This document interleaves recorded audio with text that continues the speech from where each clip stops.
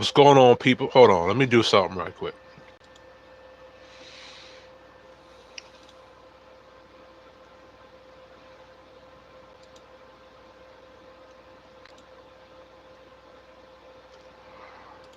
What's going on, people? It's Kid Shorty Gaming Nation. Going live. Click the like, click the share.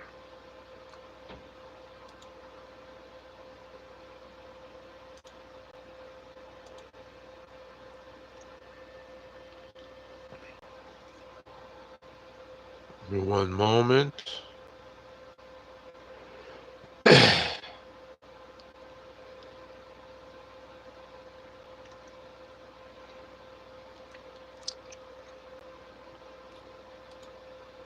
Yo, that Mike Tyson versus Jake Paul thing, I'm glad I went to bed.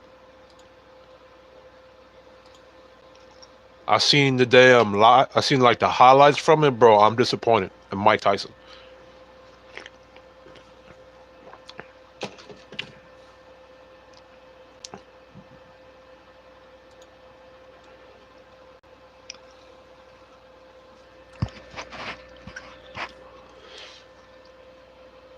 It's either Mike Tyson do the fight for the payday, which is not a really good payday because my fault. Wi-Fi, so we get internet in every room. This party switched to. Shut your ass up. Because oh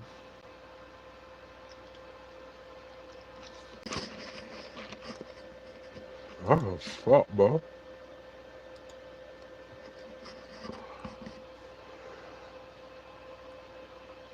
Because Jake Paul made 40 million and Mike only made 20 million. So I don't know how is that a win.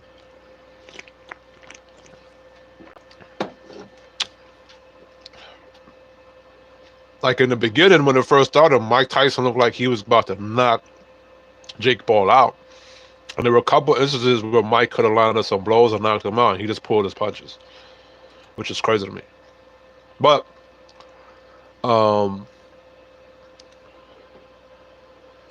as the title says in the video, Black Male Summit, unpacking how women shape black men's lives.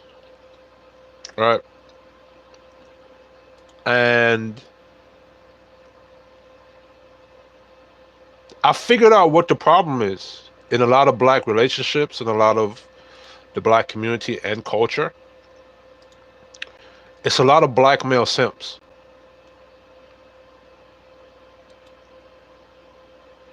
Nick, my goofy ass is in your mom's bedroom, clapping her cheeks right now, Nick. Nick, let me tell you something. My goofy black BBC is all up in your mom's crotch right now. And when your mom come home from work, she's gonna be playing with my goofy crotch. I goofy? I Nick? From Chicago? Out there in Chicago in Chi-Town? Where your city is trash? Alright? I hope Donald Trump put the ban hammer on motherfucking Chicago. With your goofy ass. Shut your goofy ass up. You probably one of the black male simps that was at the damn Black Male Summit. Simping for these hoes. Nick. From Chicago. Fuck out of here. Anyway, that's how I put it to subscriber chat because I hate fucking trolls. Anyway. The biggest problem in the black community and black culture is when black men simp for black women. And they do a lot of black female worship. Feel what I'm saying? Let me remove Nick. Hold on. Hide your bum ass. Hide this motherfucker from the channel. Alright, so yeah, the biggest problem in the black community is when black men simp and they have a lot of female worship for black women.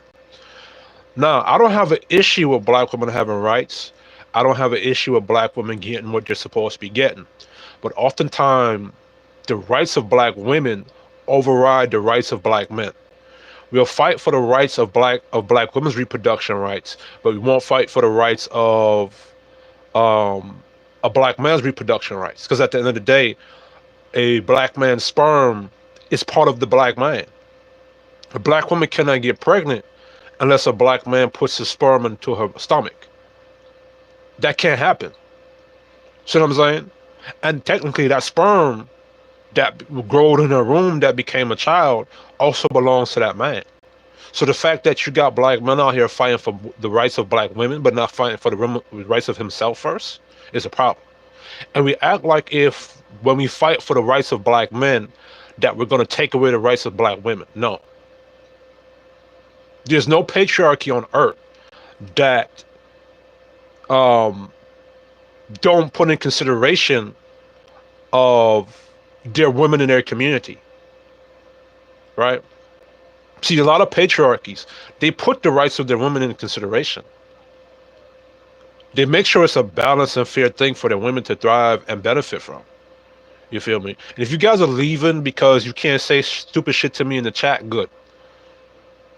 I'd rather have 1 or 2 or 3 views in my chat watching me than dumbasses watching me to say something like what Nick just said earlier. See what I'm saying? Y'all gonna respect my channel and my show. So you're gonna be in the chat and you're gonna type something constructive to me to add to the conversation, or you're gonna get the fuck off my channel. I'm just gonna cut off the chat so you can't speak to me at all. You feel me? By the way, so the idea of what patriarchy is not an idea, it's a reality, right? Patriarchy makes sure, or the men that's in leadership make sure that the women are protected, the children are protected, and most importantly, the men are also protected. The men also get things that they're right done for themselves. Patriarchy is not just some evil thing, wicked thing that's been ruling the world and oppressing women. No. A lot of the things and the rules that patriarchy set, right? It may seem like it's oppressing women, but it's not. Right? Patriarchy is not saying that women cannot give birth to children, or it's not taking away the woman's right to abort the baby if, in the case of it might kill her or take her life, or in the case it might incest, or she was raped by her uncle or something like that. He's not talking about taking away the rights of abortion from women, right?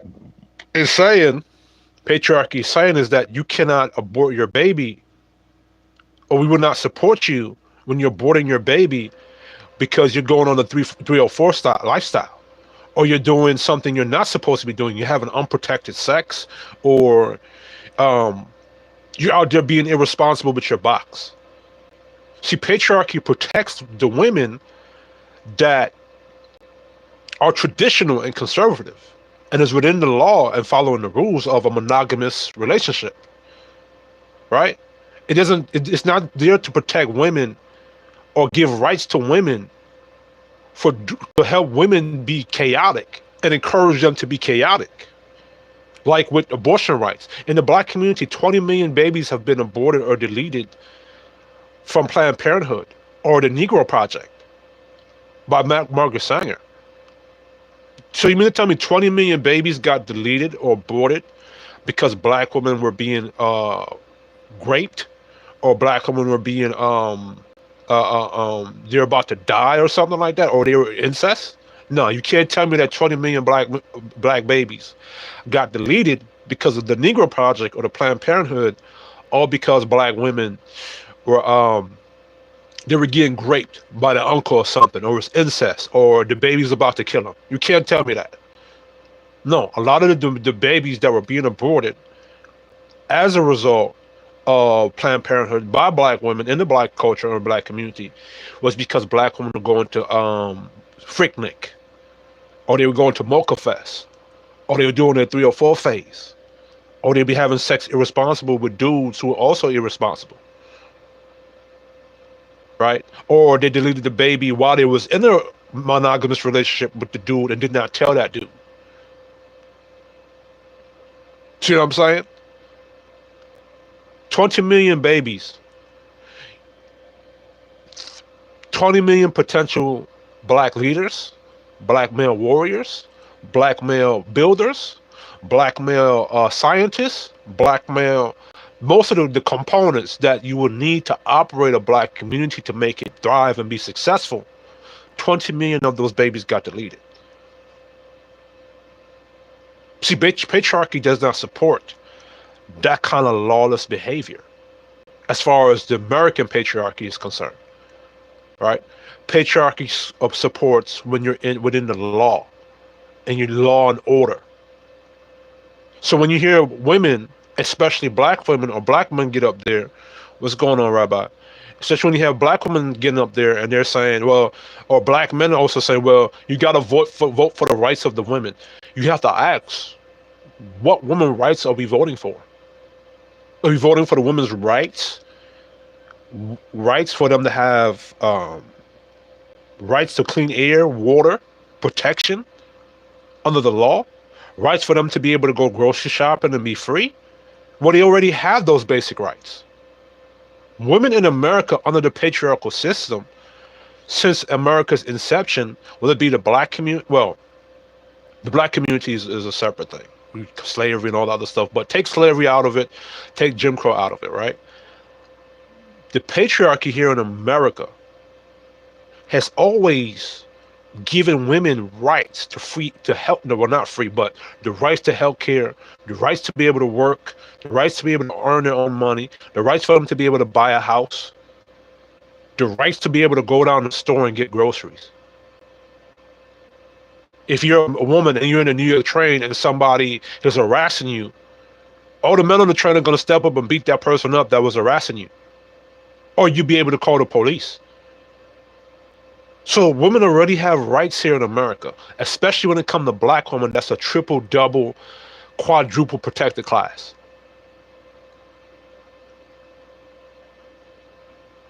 See what I'm saying? So when you have black men championing for the rights of women, they're not or you have like on a black summit, right? And I'm gonna play the video, and you're gonna be able to hear the sound bites from the video, right? When you hear black men on the black summit talking about vote for the rights of black women, they're not telling you, and that's a manipulation tactic. Here's how the manipulation tactic is, right? Nobody disagrees that women shouldn't have rights, but nobody's asking the right to do what, right? Nobody's breaking down, okay, women, you want to have rights. What rights do you want to have? Well, we want to have the rights to abortion on a federal level. Well, you already have the rights to abortion on a state level. Black women, you can vote in your individual state to have the right to abort your babies. In the event that you were raped or it came from an incest because an uncle did something to you or molested you, nobody's in disagreement with those cases. Right? What other besides abortion on a federal level do the women want to have right to have access to? Healthcare. Well, women have right to already have the rights to healthcare, especially black women. Right? Black women, if they get pregnant and the father's not there, they get welfare and EBT.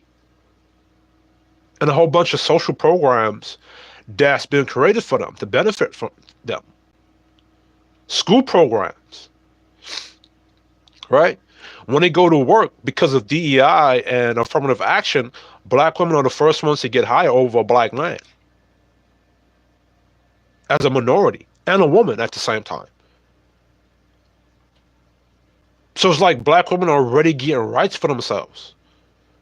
Black men are the ones that are not getting rights for themselves, right? Black men are so when I'm talking about black men having rights, right? There's a lot of trade programs like carpentry, like construction worker, where you need your OSHA 30 and your SST, which I have. I'm have my OSHA 30, I have my SST, I have my I have my EPA HVAC. I could do EPA type 1. I have my HVAC. I have my 4 hour supported scaffolding, and I have my 16-hour suspended scaffolding. So I can help assemble the scaffolding and I can deassemble it, right? I know how to work with power tools and all that good stuff, right? But that's a program, right? That a training program that's free. That I'm not gonna say the company's name, but it's a company that was giving out this free program. But it's not specific to black men, because black women can have that access to this program too. But what's really fun in the program is them having enough women to be in that program. See what I'm saying? But they don't have programs like that to help black men where it's going to say, okay, we're going to fund 1,000 black men from low income areas to get themselves in an HVAC trade school, and we're going to pay and fund that program for black men specifically. They don't have programs like that. Too much. But they have programs for black women that's like that. See what I'm saying?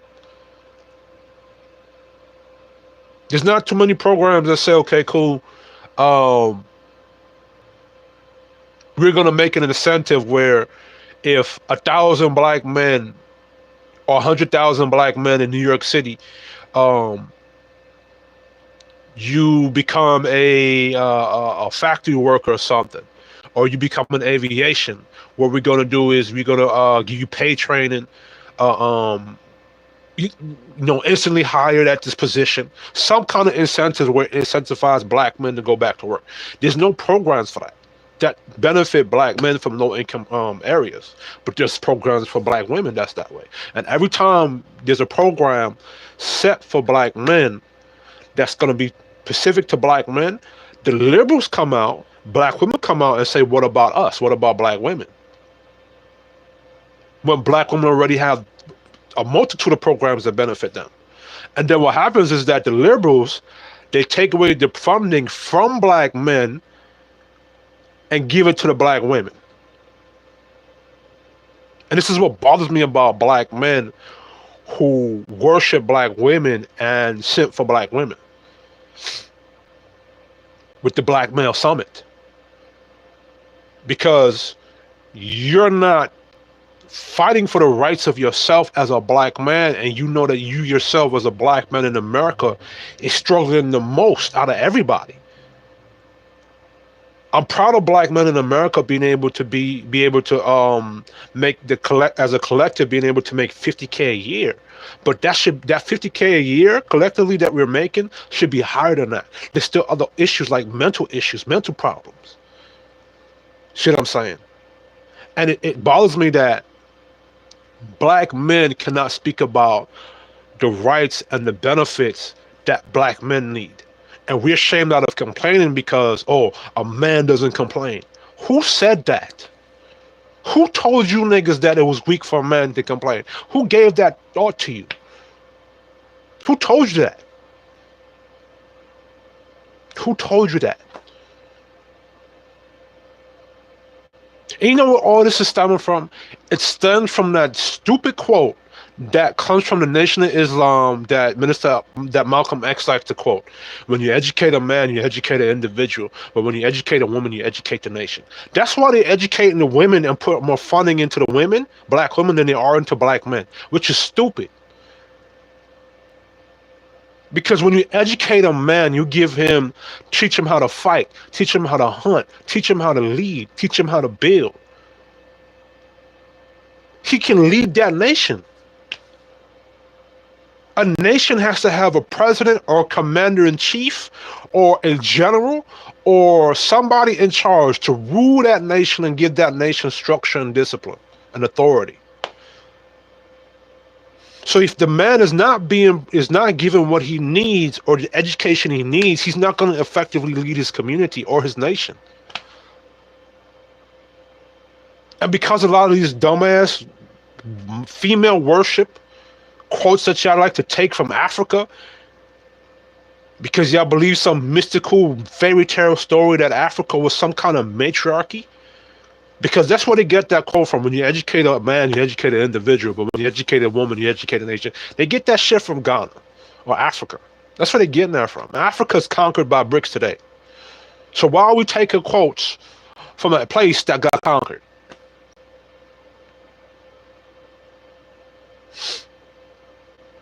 But in black culture, it's always a black female worship. It's always the black woman is God. Or well, really and truly in today's day and time, it's black woman is your slave master or the house nigga or your overseer. And what I saw with that black male summit is black men saying we want to be slaves to our black women. We want our black women to be our overseer. And we're willing to and they're willing to follow black men into the gates of the devil playground. This is what black women are doing. Well, not well, black men. And the black men want to program other black men to follow their stupid ass. That is the biggest problem in black culture and the black community. It's black male simps. And the black male simps, because they were raised by their mothers, outnumber the actual black men in the black community. When I saw that black male summit, I said, this is the problem in a lot of relationships. And while a lot of the relationship situations where black men don't get respected in the household is happening and occurring. This is why black women don't respect black men. It's these black male simps. And I'm gonna play it. So I'm gonna go into it right now. DL Hughley. I wish I can share the screen, but I can't. I can't stream on this current PC because, well, whatever. It's an old PC. It's a dinosaur. It's the PC from like 2010, 2012 or something like that. So bear with me. Now, Ben,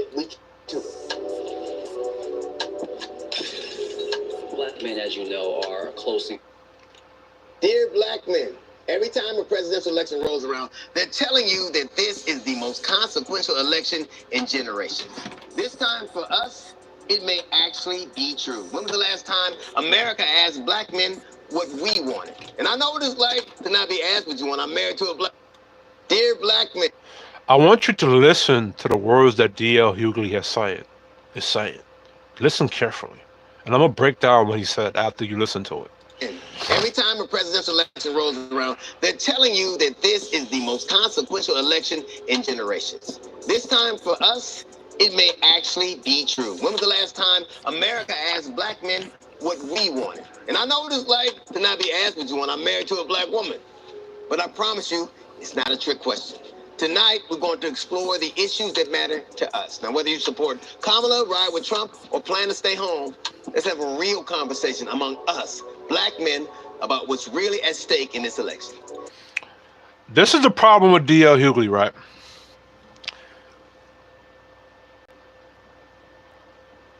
He said that this election.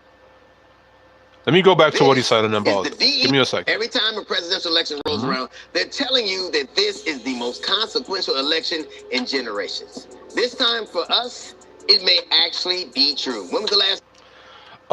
It has always been true that it's been a consequential election for the black community. It's that the black community has been tricked to believe that their voting power doesn't matter. It has always mattered. This is why the Democrats fight for your vote. It's just that this election and the prior elections, they've been focused on garnering the black male vote. Because when black men said, well, we're no longer going to vote Democrat, we're going to go vote Republican, right? Or go vote more towards Donald Trump, that's when it became a problem. And that's when your true voting power was revealed to you, to the black man, right? But it has always been a consequential election. Or election time. You know why? Because your president or who you elect go forward. It said that a lot of black people or black folks tricked themselves out of participating in the in the election. Right? They barely even participate in their local elections. See what I'm saying? And because black men been following black women, right?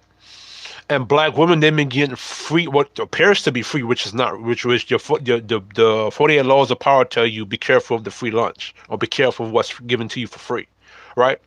Because in order for black women to get EBT and welfare, they got to be in poverty or low-income housing to get that stuff. So that's the only reason why, that's the Democrats pandered to black women, right? Now, the reason why with black men now, they weren't really pandering to black men is because, as I said earlier, a lot of black men, they don't fight for the rights of themselves. They'll fight for the rights for themselves in the beginning, and then they'll abandon that to fight for the rights of black women. They don't think about themselves when they're fighting. And then two, the Democrats, they don't go speak to black men directly.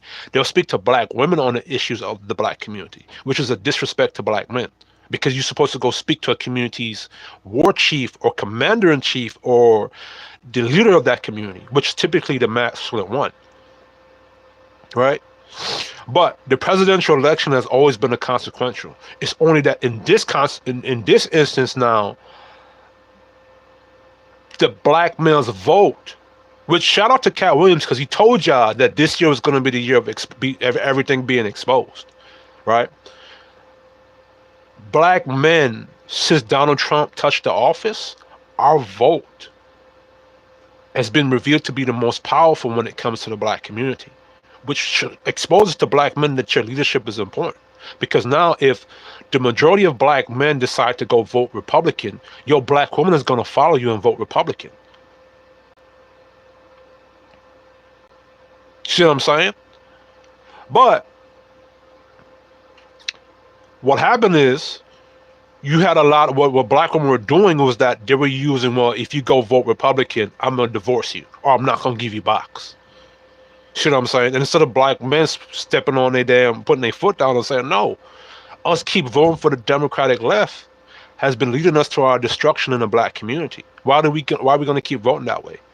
And two, when Donald Trump was in office the first time, all the programs from the HBCUs, the opportunity zones that was going to benefit the black community, benefited black men the most because it was able to get black men off unemployment and go get employed.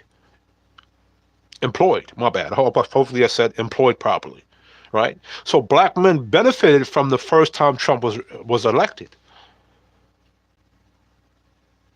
Right? And black men should have said, okay, if you're going to divorce me because I vote Republican, okay, cool, I'm with that. But black men hearken to the voice of their women like Adam did with Eve. And this election, 75% of black men voted for Democrat. Not because it was going to be a benefit for themselves, but because they're afraid of their women. And you cannot have a leadership where the men are under the influence of their women. You cannot have that. But the presidential election has always been consequential and important. Always. The only difference is that this year now is centered around who black men are going to vote for. Which black men, we've been telling black men, been knowing this. Black culture, we've been telling that black men have been the most influential men in the diaspora. You know what I'm saying? I think second to black American when it comes to being the most influential is Jamaican men. Because Jamaican men, in my opinion, Jamaica has always been the king of the Caribbean, in my opinion. See what I'm saying? So it's just that with this election in black America, black men and where we're going to vote for is most influential, most powerful. That's the only difference. Before, they always focused on who the black women are going to vote for. Now it's who the black men are going to vote for. That's the only difference with this election, D.L. Hughley. So let's continue. Last time America asked black men what we wanted. And I know what it's like to not be asked what you want. I'm married to a black woman. But I promise you, it's not a trick question. Tonight. So, D.L. Hughley, what you just said there is your black woman speak for you. And the fact that America has never asked black men what we wanted, that's I talked about that a bit earlier. Right? The fact that America, which Mr. Farrakhan has spoke for black America, and various different black leaders have spoken for black America. But outside of Minister Farrakhan and the Nation of Islam, a lot of the black men that have spoken for black America has always been either communist or Marxist. And they never really spoke for black men. They spoke more for black women. Right? So What should be said is that America never came to the working class black man like a John Amos on the Good Times. They never spoke to the middle class black man that's making 50K to six figures. They never spoke to those brothers. They always spoke to hand-picked niggas, house niggas. Never spoke to the real brothers that's in the hood and in these communities that's struggling. That's actually struggling in poverty and can actually tell you the things that they need. Like I told you something. A lot of black men in these low-income housing, they would love to get a OSHA 30. They would love to get in construction work. They would love to do trades and stuff, but they cannot afford it. They just can't afford it. And lucky for me, there was a program that company gave you free training to become a construction worker. But the thing is that I noticed when I was at the program, they were looking for women to be hired there. And it's not specific to black men, or it's not specifically for black men. It has to be for co-ed. And there's nothing wrong for things being for women, but black men never had something specifically to benefit them. Because as I said earlier, you have to educate your man. You have to educate your man how to hunt for himself, how to fish for himself, how to provide for himself. When he can do these things for himself, he's going to teach, or that patriarchy, or that head, he's going to teach his community that. And he's going to uplift his community when he uplifts himself. The angry man, he says that the victory, how he says it, he says that the rest of the world understands that the victory, well, that's not directly what he says, but he says something along the, and I'm paraphrasing, he says something along the line of the victory in a community or a nation, and I'm putting my own words in it, lies within the men, right? And there's another old saying that says a boon for the men is a boon for the community. That means that if I'm a lion in the jungle and I'm able to beat and conquer other lions, right? That means that I prove to you that myself as a lion and the lion cubs that I sire are not to be played with because they come from me. I'm the baddest lion in the savannah. I'm the baddest gorilla in the jungle. Right? And we look at me and my ability to be the baddest motherfucker around, you're not gonna fuck with my crew. You're not gonna fuck with my women. You're not gonna mess with my children. You know what I'm saying? So let's continue with D.L. Hughley is saying. Explore the issues that matter to us. Now, whether you support Kamala, ride with Trump, or plan to stay home, let's have a real conversation. So he said, D.L. Hughley said, the issues that matter to us, remember that. And D.L. Hughley also said, whether you ride with Kamala, ride with Trump, or you're going to stay home. Remember those words, right? Among us, black men, about what's really at stake in this election. He said amongst black men, amongst us black men. Pay attention. This is the BET Black Men Summit. Let's get to it. They all throwing up the black power fist. Let's see. Our closely watched voting block. I'm speaking to men directly. On a major party ticket as a DEI hire. I didn't know she was black. But polling shows that some black men are considering voting for Donald Trump. Black men are like any other voting group. You gotta earn their vote. Tonight, with the future of America. Did Kamala Harris earn your vote? Kamala Harris locked a lot of niggas up in jail in California. How the fuck is that her earning your vote? And there's someone out there that said that she was trying to prosecute Michael Jackson, which is why Janet Jackson questioned her blackness, questioned Kamala Harris' blackness. Let's continue. On the ballot, BET is bringing together an extraordinary group of black Let me get to the meat. to elevate their voices. Let me get to the meat of real this. talk. Like, if you just do the research, it's far from the truth. I mean, you have a phone, you can Google it. Do you think there are unfair judgments that black men...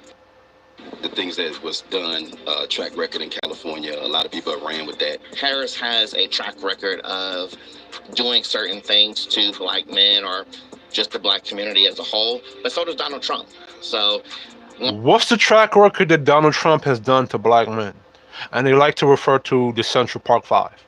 The Central Park Five, Donald Trump was a private citizen. He didn't have the power like Kamala Harris, who was a DA of California, to lock niggas up or pass law that affected black men. Donald Trump didn't write the crime bill. Joe Biden did. And two, when Donald Trump wrote that article, it was after the Central Park Five was found guilty. See what I'm saying? And hold on, I'm gonna pull up the article. Donald Trump's. I'm gonna read that. I'm gonna pull it up. See, I hate when they say, well, Kamala Harris has a track record of doing things to black folks, and so does Donald Trump. Name me something outside of the Central Park Five that Donald Trump has done to black men. I would like to get that list because Donald Trump has always been integrated into black American culture amongst black men. You see him in pictures with Muhammad Ali. You see him in pictures with Snoop Dogg, various black male rappers. Have you seen Joe Biden taking pictures next to Muhammad Ali? How many black male rappers has Joe Biden taken pictures with? How about Kamala Harris, besides her being with Willie Brown, going down? The only black man who you've seen Kamala Harris be down for is Willie Brown. That's about it. Who other? So you got to tell me outside of the Central Park Five, what has Donald Trump done wrong to black men, and what's the track record there? You can't tell me. Let's go. Once again, I'm up in the air. What misinformation have you heard as it pertains to this current election and candidates? When it comes to Kamala Harris, they say we're not going to vote for her. But one of the reasons they say they won't vote for her is because she threw thousands of black men in jail for, marijuana cases. How we consume information now is more so in a bite-sized way. So a lot of times you get the sensationalization of what they put out there first, and people just hold on to that and don't necessarily do the research. Like, if you just do the research, it's far from the truth. I mean, you have a phone, you can Google it. Do you think there? All right, so I'm gonna Google that now. So what them niggas was saying, Negroes, almost came out. What them Negroes or niggas was saying is that Kamala Harris sending a lot of black men to jail. That has been debunked and it's not true and it's out of context. I'm gonna go look up the article. This is the same black community that likes to say how people will erase history or erase what's done on black men to cover themselves up. It's the same excuse they use with Margaret Sanger. They try to walk it back now and say that Margaret Sanger wasn't really trying to wipe out black folks. She was actually had good intentions when she had Planned Parenthood. So the same black culture that likes to say, America and white America likes to lie and they like to put out false information. All of a sudden now, you agree with that now with Kamala Harris? That it's untrue that she locked up thousands of black men? That something is out of context? So let's go look up Kamala Harris's track record. Putting black men in jail.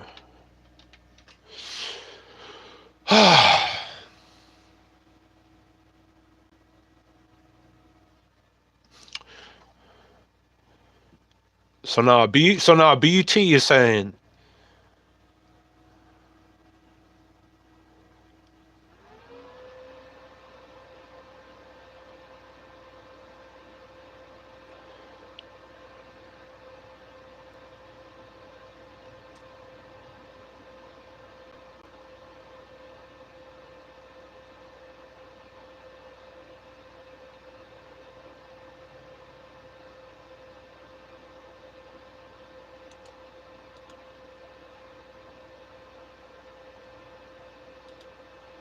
let's see.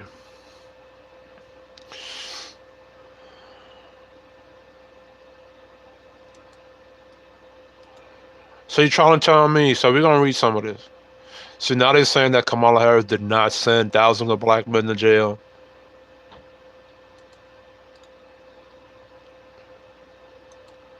So we're going to read the articles that are for it, an article or Now, hold on, let me read this. This is what Vice President Kamala Harris said that she was going to do for black men. Finally, after Vice President Harris is laying out an agenda to give black men the tools to build wealth and achieve financial freedom, lower costs for themselves and their families, and protect their rights, addressing issues that black men across the country have told her are their top concerns. Provide 1 million forgivable loans to up to $20,000 to black entrepreneurs and others. Black entrepreneurs. It doesn't even say black male entrepreneurs. It just says black entrepreneurs. Black entrepreneurs and others. Who's the others? Others. Who's others? Who have a good idea about but don't have the resources, connections, or access to capital to gain their business off ground. 1 million forgivable loans up to 20,000. You know the population of black men is. Launch a national health equity initiative focused on black men. What's that about? Legalize marijuana at the federal level to break down unjust legal. Not every black male smokes weed. See, even with the liberals, the racism is right there in your face. Not every black male smokes weed. Lower the cost by enacting the first ever federal ban on corporate price gouging for food and groceries. How about you just lower the damn costs to buy groceries? Lower rent and provide down payment assistance to triple the number of new first-time black homeowners. What? Lower rent and provide down payment assistance to triple the number of new first-time black homeowners. You could have been doing that. You was given the what you call the the illegal immigrants free housing and free money, EBT cards. So why do you need to do this after you're elected when you're already doing something for the immigrants before you got elected as the president? I'm saying.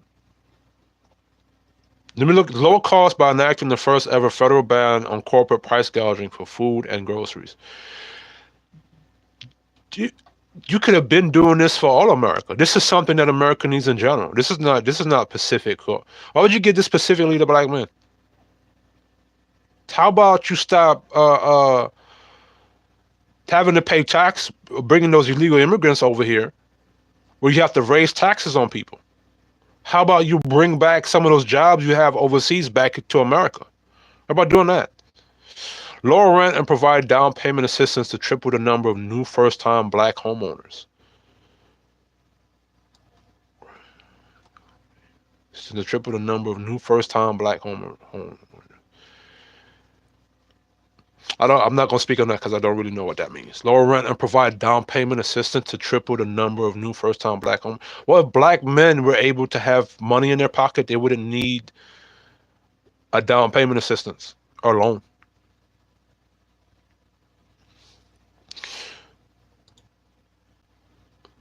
Ridiculous. Your vice president's days as California prosecutor are difficult to define in clear ideological terms. So this now I'm reading. This is talking about a crime record in California. Well, when Kamala Harris ran for president in 2020, her critiques from the left argued that her record as a prosecutor was out of line with where the Democratic Party should be headed, especially after movements like Black Lives Matter turned the country attention to racism in law enforcement. So right there, the left is now walking back and saying that Kamala Harris didn't really lock up thousands of black men. But in this article, it says that the left argued that her record as a prosecutor was out of line with where the Democratic Party should be headed, especially after movements like Black Lives Matter turned the country's attention to racism in law enforcement.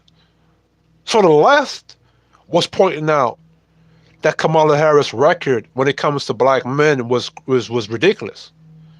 And now the left is walking it back and say it doesn't exist. She was too tough on crime during her days as San Francisco district attorney and as California's attorney general.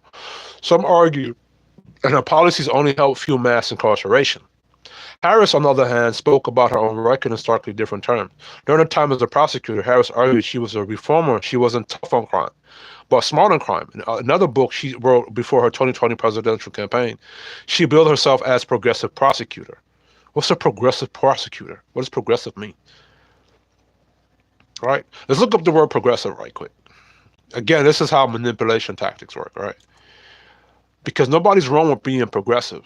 The problem is what are we progressing to, right? The definition of progressive. Of relating to progressive, of relating to or characterized by progress, such as using, evolving, or interested in new or modern ideas, a technological progressive company. Nothing's wrong with new ideas. Nothing wrong is wrong with evolving and progressing. Using new ideas to progress yourself and evolve and becoming a better person.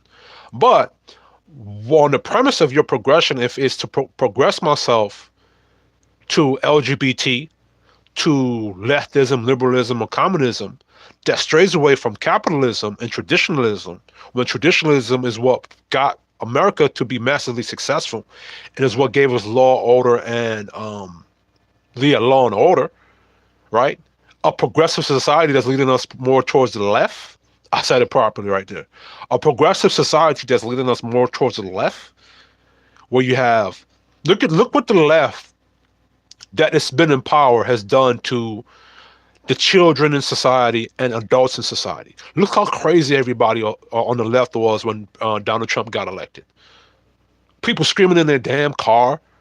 People shaving their heads talking about they're going to leave the country. Look at the children.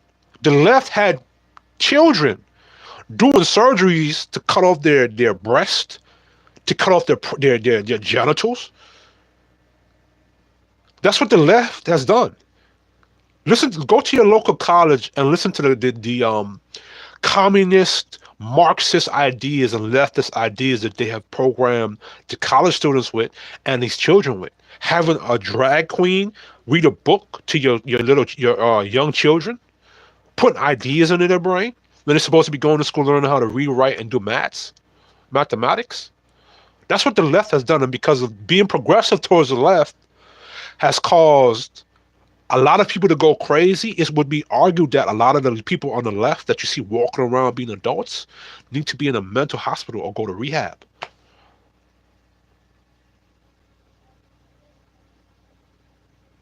When people were under more of a conservative, traditional kind of influence, you didn't have so many crazy people walking around. You didn't have so many identity politics. People want to identify with a furry dog tomorrow or the next day because of my feeling. I feel like I identify with a cat or a cup or a damn soda can. So many different identities and pronouns and shit, making people crazy. That's what the left has done, trying to be progressively left. But because they say progressive, if I say I don't want to be progressive, not based on the definition, but based on the premise on the being progressive, they say, well, you don't believe in being progression. Well, what am I progressing to? And what's wrong with me sticking to traditional principles, conservative ideologies that has given the American space and the rest of the world, because Japan followed traditional, England followed traditional principles, that has made us massively successful and given us law, order, and structure. Traditional core principles took us away from being savages and barbarians. Then don't tell me this shit about the white man this and the white man that. Get the fuck up out of here with that bullshit. That's like saying, so you mean to tell me that niggas in Africa weren't being traditional? They have traditional principles over there in Africa.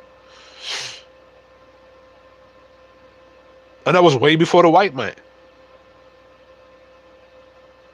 So you can tell me that white men had to teach you how to be traditional and not be savages? That doesn't go along with what black culture say. Black culture say that you taught the European law, order, and structure. But I'm not even gonna get into that. But let's continue to go back to the article. All right. Since becoming the presumptive Democratic nominee for president, Harris and her supporters have been leaning into her prosecutor past, eagerly framing this election as one of the prosecutor versus a felon.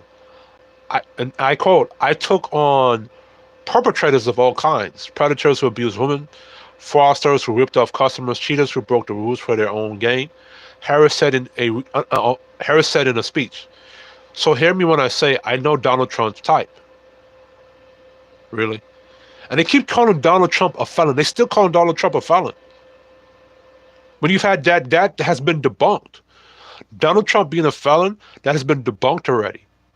Those 36 convictions, those have been debunked already. And it's funny to me that you have black culture who says that the system is unjust towards black men, and the same kind of shaming tactics that they would use on black men. Oh, you found guilty, so you must have did the crime. Then come to find out the black person wasn't actually guilty of the crimes he was found guilty of. Why are you using the same "you're a felon" or "you're a criminal" that you use on black men and using it on Donald Trump? So now you believe that the system is not corrupted. Black culture. The hypocrisy and contradictions of the black community. Blaming her, and so Republicans have been trying to cast her as too soft on crime, blaming her and fellow Democrats for a crime wave that by all counts seem to have subsided. The truth, however, is that much like her policy positions and priorities, her record as prosecutor doesn't fit into a neatly defined box. While she might not have been a progressive prosecutor by today's standards, the kind of prosecutor who focuses on reducing incarceration rates rather than sending more people to prison. She was always driven by a reformist mindset when she became district attorney in 2004. Her incremental approach to change was highlighted by some programs she would rather later champion.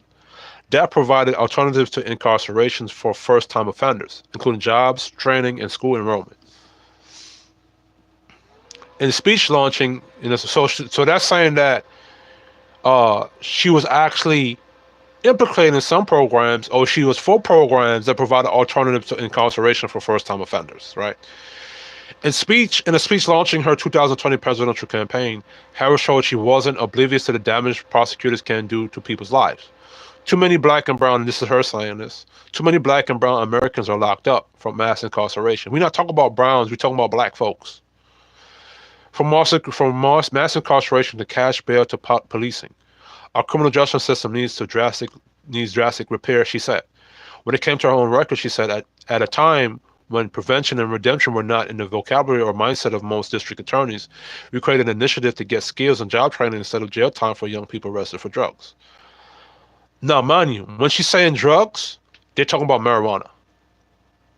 We're not talking about her locking up black men for cocaine. We're talking about her locking up black men for weed that is now legal and being decriminalized. There are limits, however, to how much Harris can credibly claim that she was a reformer. She also had a record of making people serve longer sentences than necessary. So what should people make of Harris' actual legacy on criminal justice? The short answer is it's complicated. So what I read up there when she was talking about being for certain programs to help black folks or black men find alternatives like job training or instead of jail time, that sounds like, she was trying to clean up her record when she became vice president or she was being running for president. So it's like she's trying to walk back and, walk back what she did. You see what I'm saying? You now pushing for reform now doesn't take away what you did. All right. Harris' records as a prosecutor is difficult to define in clear ideological terms, in part because it includes many contradictions. Supporting diversion programs for young people on one hand, while pushing back against wrongful conviction claims on the other. In many ways, her time as a prosecutor looked like a balancing act. She pushed for a fairer criminal justice system at a time when prosecutors were far less concerned about unjust outcomes. So that means that the prosecutors didn't give a shit about what the outcome was. They didn't care if the outcome was you didn't get a proper representation in the court. They didn't care about that. They was just doing it to get not like how you have a DA say, I prosecuted the most convictions and my resume speaks for itself. Well, how much of the record or resume did you prosecute fairly, and how much of those men did you actually give the fair and just process for them to explain themselves? How many men or black men did you lock in prison without actually reviewing the case, without actually, going through the right process and the fair process, giving them their due process and whatever, right? To continue, before she became district attorney, she prosecuted cases of child sexual assault and domestic violence, a priority she brought with her into a DA's office. But some sexual assault survivors have criticized Harris, saying she didn't go far enough to combat sexual assault. When it came to other issues, Harris walked a similar line. One example was her position on the death penalty. Harris was a vocal critic of capital punishment, vowed not to pursue it when she was campaigning for district attorney, and followed through by declining to seek a death sentence against a man who killed a police officer. That was a tall order given the pressure she faced at the time from fellow politicians and police unions. But despite the stance, she defended the state's policy on capital punishment, appealing a federal court ruling that deemed California's death penalty unconstitutional. Wow. Damn. On police reform, Harris was similarly reform-minded but fell short of what advocates would have liked to see.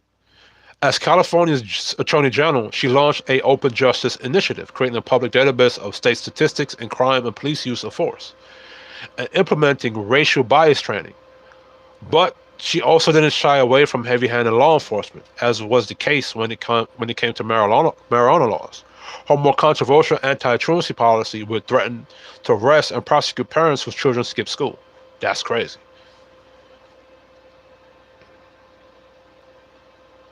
This is a big article they have it on here.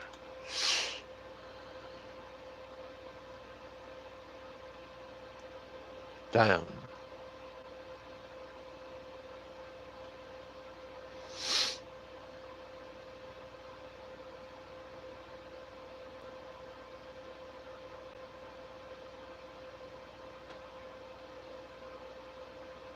Oh shit, I'm reading another article. Innocent cases. In 2008, Jamal Trulove was arrested in San Francisco and prosecuted by Harris' office for the murder of his friend Sikuke. I don't know what the hell that is. And the appellate court later found that police officers had framed Trulove. Damn. And he was released after 6 years in prison. The city agreed to pay him $13 million in settlement. A former district attorney of Stafford told Vice that prosecutions like Trulove's would have had to be approved by Harris. But the approval process was a rubber stamp, and it was highly unlikely she was familiar with the details. Harris has not publicly commented on Trulove's case. Damn. So her office had to sign on that this guy's prosecution. And as Attorney General in 2010, Harris' office also opposed DNA testing, requested by lawyers for Kevin Cooper, who had been on the state's death row since 1985. For a quadruple murder he said he did not commit. In 2018, after a New York Times article highlighted misconduct by police investigators in Cooper's case, Harris advocated for the state to allow the testing. A comprehensive investigation commission by the state did ultimately conduct DNA testing, concluding last year that evidence of Cooper's guilt was extensive and conclusive. Oh shit. In 2000, damn. A comprehensive investigation commissioned by the state did ultimately conduct DNA testing, concluding last year that evidence. Let me look up this.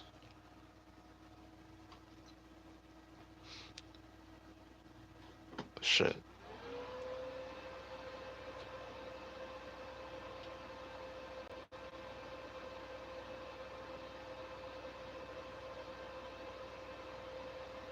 Shit, I can't even read this article because I have to pay to get access to that. Hell no. In 2011, as big banks. In 2011, as California Attorney General, Harris walked away from $4 billion settlement with several of the nation's largest mortgage lenders over the fraudulent and unscrupulous behavior that led to 2009 financial crisis, specifically their foreclosure practices. The settlement was being negotiated by attorney generals from multiple states at the urging of Obama administration, and many were advocating the states settle cases quickly for the lower amount, according to reporting from the Los Angeles Times. Harris dismissed the deal as crumbs on the table and ultimately won a $25 billion. Oh, okay. So that's talking about what she, the good things she did. Truancy. Harris' embrace of anti-truancy laws was one of the most controversial policies of her prosecutorial career. As district attorney, she directed her office to file charges against a handful of San Francisco parents whose children were missing elementary school. Damn.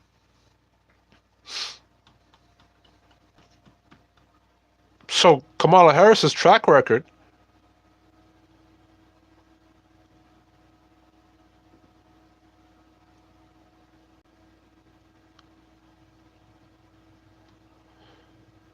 So her track record was not good as a prosecutor.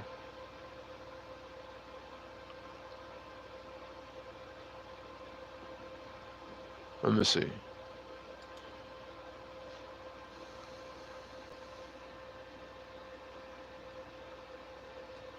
Let me see. More than 160 leaders directly impacted by incarceration and criminalization have sent a letter to Vice President Harris calling on her to create a campaign platform that addresses mass incarceration. Let me see. First, we believe you have been and will be a criminal justice reform leader, and also words like criminal and felon paint with a broad brush that stands more than 70 million Americans with criminal records, including the 1 in 3 black men who have felony convictions, the letter reads. So that's crazy how you saying why would you want to vote for a felon when they're referencing to Donald Trump, but there are a lot of black men who are felons that went to jail for non-violent offenses. And a lot of those black men that went to jail, thanks to the Innocence Project, come to find out they really didn't do the crime because of DNA testing, or there was some kind of trickery going on the police side. Signatories of letters include Norris Henderson, co-founder and steering committee member of the formerly incarcerated convicted people families. Let me see. Though the total number of people incarcerated has dropped significantly since 2008, peak of almost 24 million people. Time rate of white people according to the prison policy. I'm trying to get directly to the meat of it. So here I'm looking up articles, I'm doing researches, right?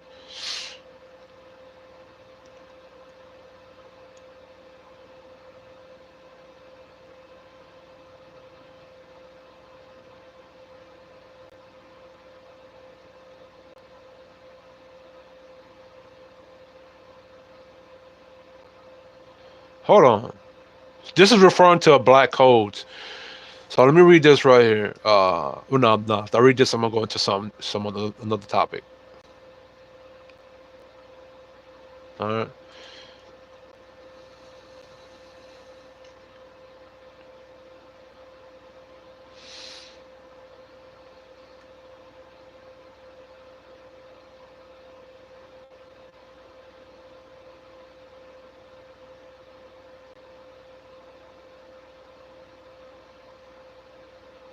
Give me a moment.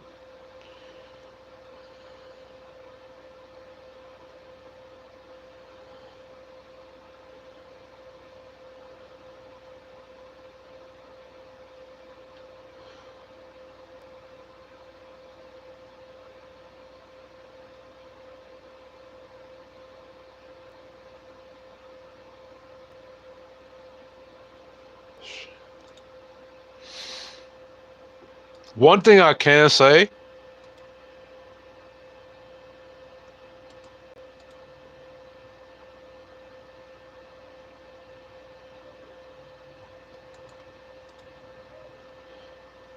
now mind you, this was said about Kamala Harris before the election.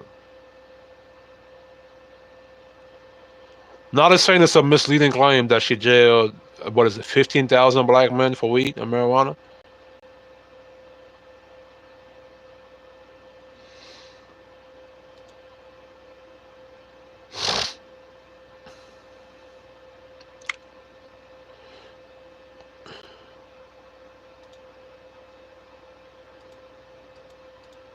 Now you can't even find, if you try to Google this now, you can't find a direct article with her laying out what she did. That's crazy to me. So it's like they scrubbed the evidence of that. But the evidence they have on here is them debunking it. They're not having the evidence of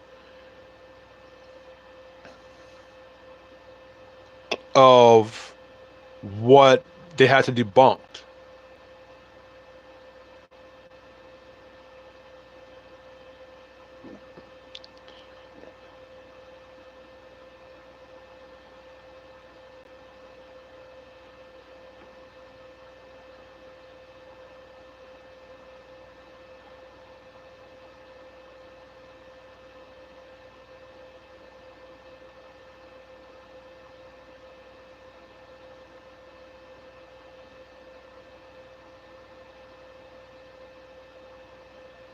Oh, hold on. So this is from.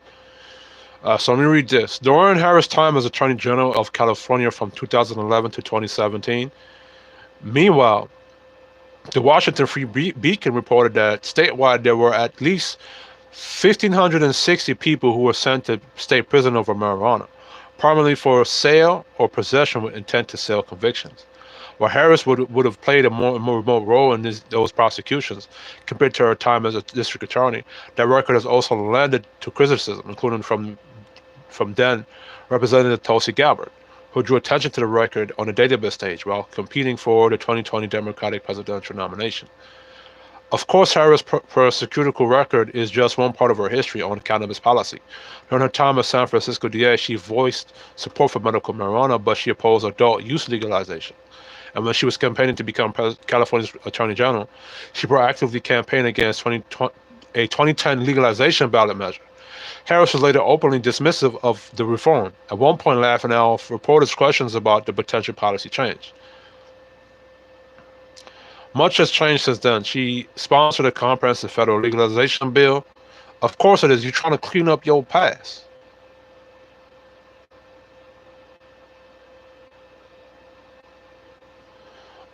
Wow. So you can't even find like a direct article. But anyway, let's get back to breaking down D.L. Hughley. I don't want to spend too much time on that one. But either way, Kamala Harris's past when it comes to locking black men up and, death penalty, it's not very good. See what I'm saying?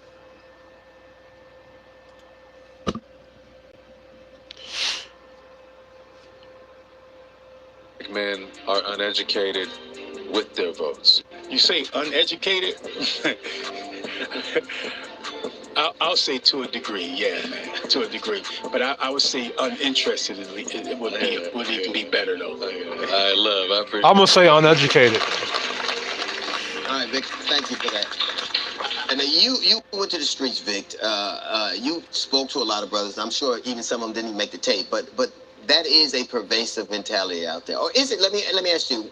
What did you see? Is it that pervasive? Do a lot of people think that? Speaking to black men on the street in North Carolina, many brothers had concerns about Kamala Harris's history as a prosecutor, as did I, being victims of the prison industrial complex. I'm a legal cannabis entrepreneur myself, so when I first heard the figures that she incarcerated thousands of black men for marijuana, I was very skeptical. Now, when you look into the actual numbers, it was 45 men in total that were sentenced for marijuana charges, and that's not specified by race. On the other hand, a main point of conversation is Donald Trump's storied history of racism. And the reality is that you have a candidate here who is supporting ideas of blanket immunity for police. These are the police that are the modern day manifestation of slave catchers and overseers. And that blanket immunity is to give them freedom to kill us with freedom from prosecution. So, let's look up that. Donald Trump's note. This is why I say black men are uneducated when it comes to voting. Trump's immunity for police.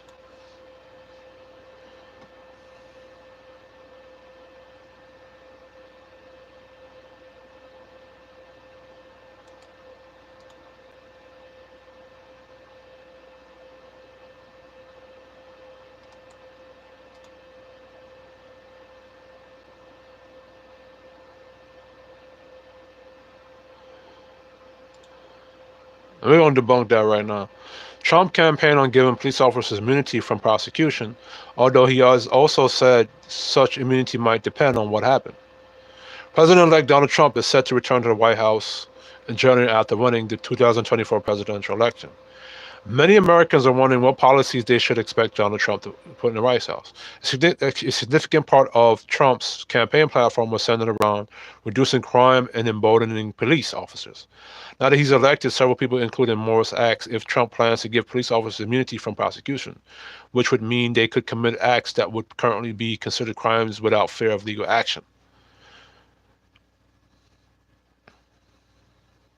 Let's see.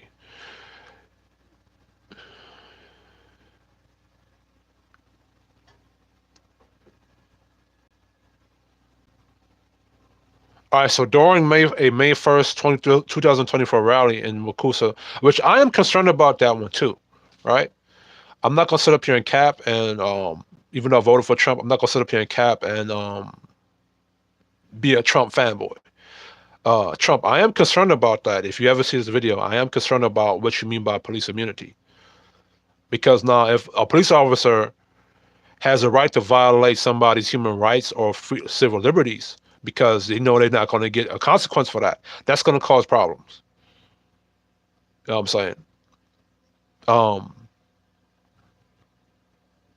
and I don't want to hear the story about if black men are not doing any criminal activity because I come from New York, East New York, Brooklyn. I remember the jump out boys days and the stop and frisk days. I remember those days. I experienced that. So we're going to give your police the power back and we're going to give them immunity from prosecution so they're not prosecuted for doing their job. Now, I will say this. There are a lot of bad cops out there that they're not, I don't want to say a lot of bad cops. There are bad cops out there that give a lot of good police officers a bad name. And then now, when you have a lot of black folks who are at like say like a Walmart robbing a Walmart store or doing some kind of criminal activity or being goofy. You see what I'm saying? And the police officer doing their job trying to restrain that person because that person was in that moment broke a law, or they were being a menace to that community or a menace to those people around them. The police have a right to do their job and arrest that person.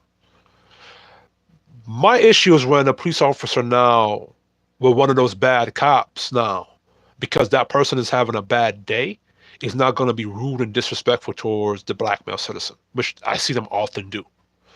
There are a lot of police officer misconduct towards black men.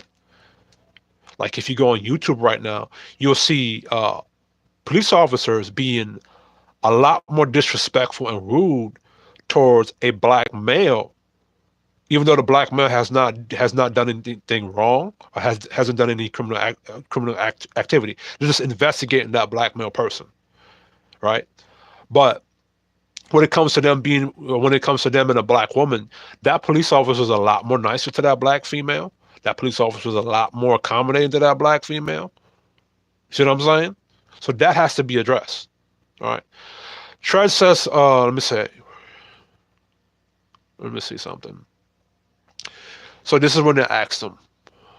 When asked why the police officers who shot and killed Sonia Massey, a black Illinois woman who first called the police to her home to report a suspected prowler, should get immunity from prosecution, Trump said, well, he might not. He continued, it depends. It depends on what happens. I'm talking about people that are much different cases than that. In this particular case, I saw something that didn't look good to me. I didn't like it. I didn't like it at all. This is what Trump is saying. A moderator then asked Trump who would make the distinction between which officer should receive immunity and which one shouldn't. Well, right now, for the most part, people are protected by their unions, by their police unions, or by their police departments, Trump answered. But I'm saying if I felt or if a group of people would feel that somebody was being unfairly prosecuted because that person did a good job, maybe with a crime or made a mistake, an innocent mistake, there's a big difference between being a bad person making an innocent mistake. But if somebody made an innocent mistake, I would want to help that person.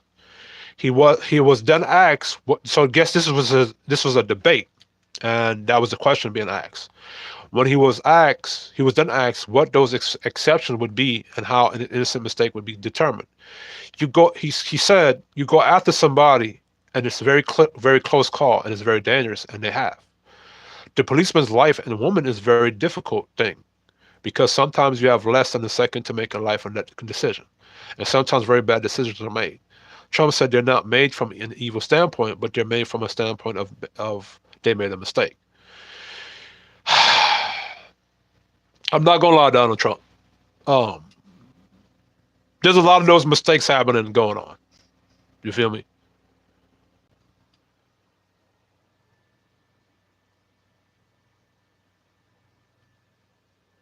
Hold on. Let me go here. My thing with that is, right, a lot of police officers can say, yo, I made a mistake. And, you know, and then the police officers, they could turn off their body cams too now. They could turn off their body cams. So if Trump is going to do this, right, he has to really hold the police department accountable, right? That police department has to be reformed, or whatever police nationwide has to be reformed properly.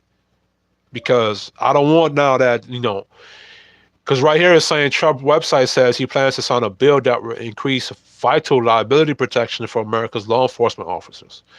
The Republican Party platform promises the party will protect officers from frivolous lawsuits. Right? What's a frivolous lawsuit? Like you trespassing. You know those auditors that go on the police on the police the what you call it, the police station, and then fucking with the police officers. And now when the police officers tell them to escort them off the premises and shit like that, now the auditor was to sue the police. I think he's talking about frivolous lawsuits like that and shit like that. Or like say you're a person and you're robbing from Walmart and the police officer is coming to arrest you because you was robbing from Walmart. Now the person who the police officer was rough with is not going to bring out a frivolous lawsuit on the police when the police officer was doing their job because he was doing a criminal activity at Walmart. You was robbing from Walmart or you was harassing somebody. Right? At that point, you shouldn't be able to take out a lawsuit on a police officer because you was the one in the wrong. You was breaking a crime. All right. Let's see. Trump's website says plans to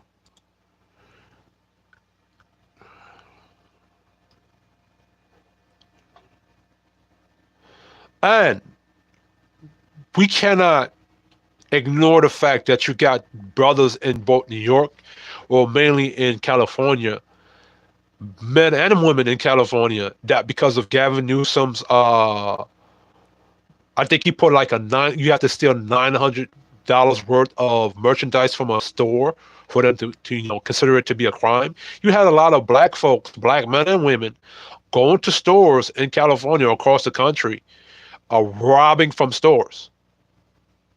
Like, if you're a police officer and you see that, what are you supposed to do?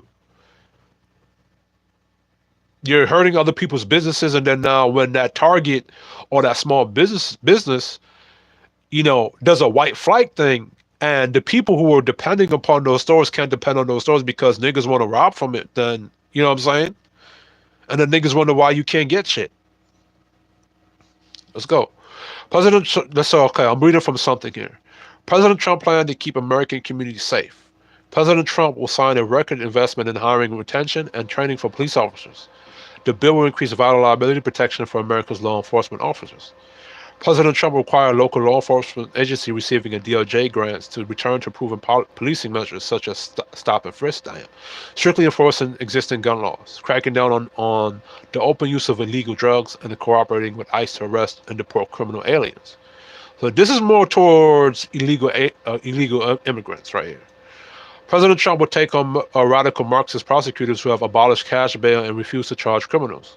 President Trump will direct DOJ to open civil rights investigations into radical leftist prosecutor officers such as those in Chicago, Los Angeles, and San Francisco to determine whether they have illegally engaged in race-based law enforcement. That's actually going to protect. That's actually going to protect Black Americans. Like, so say if there's a prosecutor like Kamala Harris that's prosecuting you based upon your race, say you're a black person and they're going to racially profile you or whatever, that's to protect you, right? President Trump will instruct the Department of Justice to dismantle every gang, street crew, and drug network in America. President Trump has also called for the death penalty for drug dealers and human traffickers. President Trump has committed to deploying federal assets, including the National Guard, to restore law and order when local law enforcement refuses to act. President Trump will order the Education and Justice Department to overhaul federal standards on discipline in minors. Finally, President Trump will sign concealed carry reciprocity legislation fully secure. Hold on, let me read that properly. Finally, President Trump will sign concealed carry what? I can't read that word. So basically, he's going to sign concealed carry legislation. fully secure border, and dramatically increase interior enforcement and wage war on the cartels. Now, one can argue that, well, the black community can argue that, well, death penalty for drug dealers and human traffickers. You could say that, that's for the nigga dealing drugs on the corner, right? Or you could say that that's for the cartels. There's a lot of cartels that is dealing fentanyl and human trafficking across the border into America. And with a lot of those illegal immigrants or the MS-13 gangs in America doing these things, that sounds like that's directly going towards um what you call the cartels that are out here and the illegal immigrants that are coming out here robbing and terrorizing American people. Now, for the black gangs and the black drug dealers, right? Uh, Tough shit for you, bro. It's right now is a beautiful time not to be a street nigga. Come out the game, right? You don't want to be part of this. Don't be a drug dealer. I don't know. Like niggas should have been out that drug game. Tough shit. Tough motherfucking shit. I don't do criminal activity. I'm not a criminal. I'm not a street nigga. I'm not out here bothering people or starting a gang or none of that. No, I'm still concerned about what Donald Trump means about vital liability protection from our American law enforcement officers and stop and frisk, because Donald Trump has to know that the reason why a lot of black men during Joe Biden's crime bill went to jail because of stop and frisk, where it gave like what I talked about in the jump up boys in Brooklyn or the stop and frisk niggas in Brooklyn and Queens. Like I experienced that, right? So what I'm saying, Donald Trump, I hope he addresses that.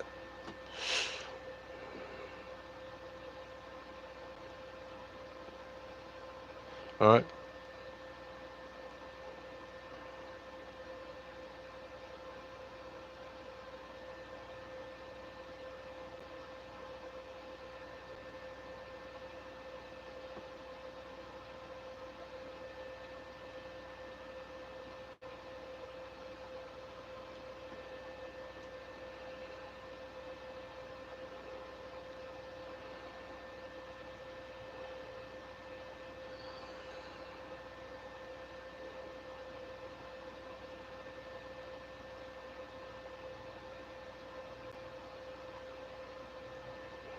Uh,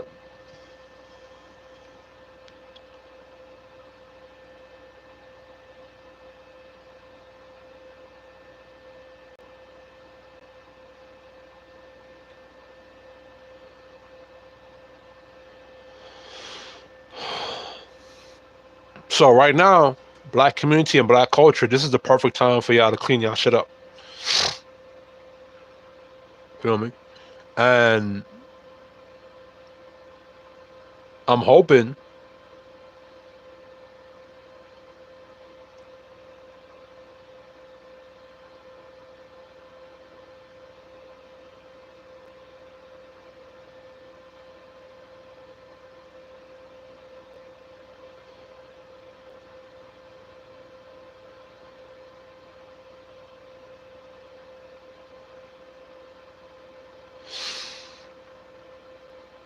yeah.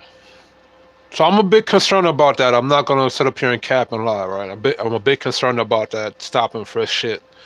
Knowing what I was experiencing and knowing what a lot of brothers experience. So I hope he has something to counterbalance that shit.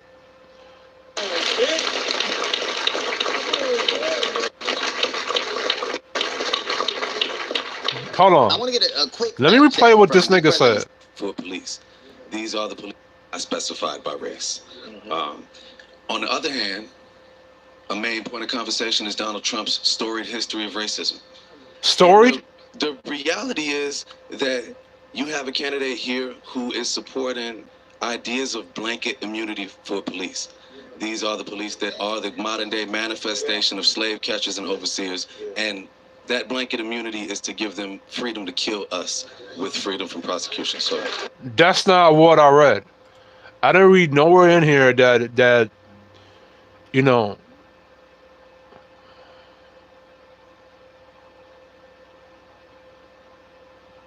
That's not where I read. Most of that stuff that I read was mainly directed at criminals, gang members, and what you call the cartels.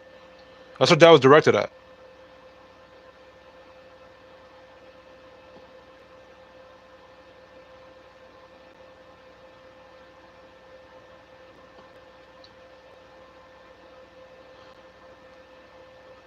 And I'll say this to the police officers, like NYPD and a lot of these police law enforcement over the years, like you cannot tell me that all of the black men that y'all have harassed and y'all have done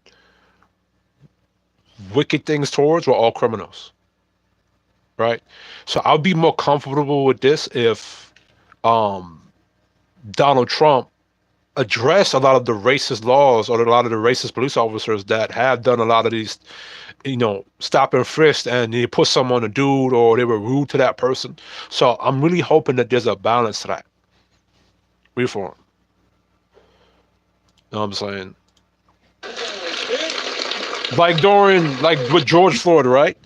When that dude sat on George Floyd's neck, he looked to the camera with like an evil smirk on his face. That was crazy to me.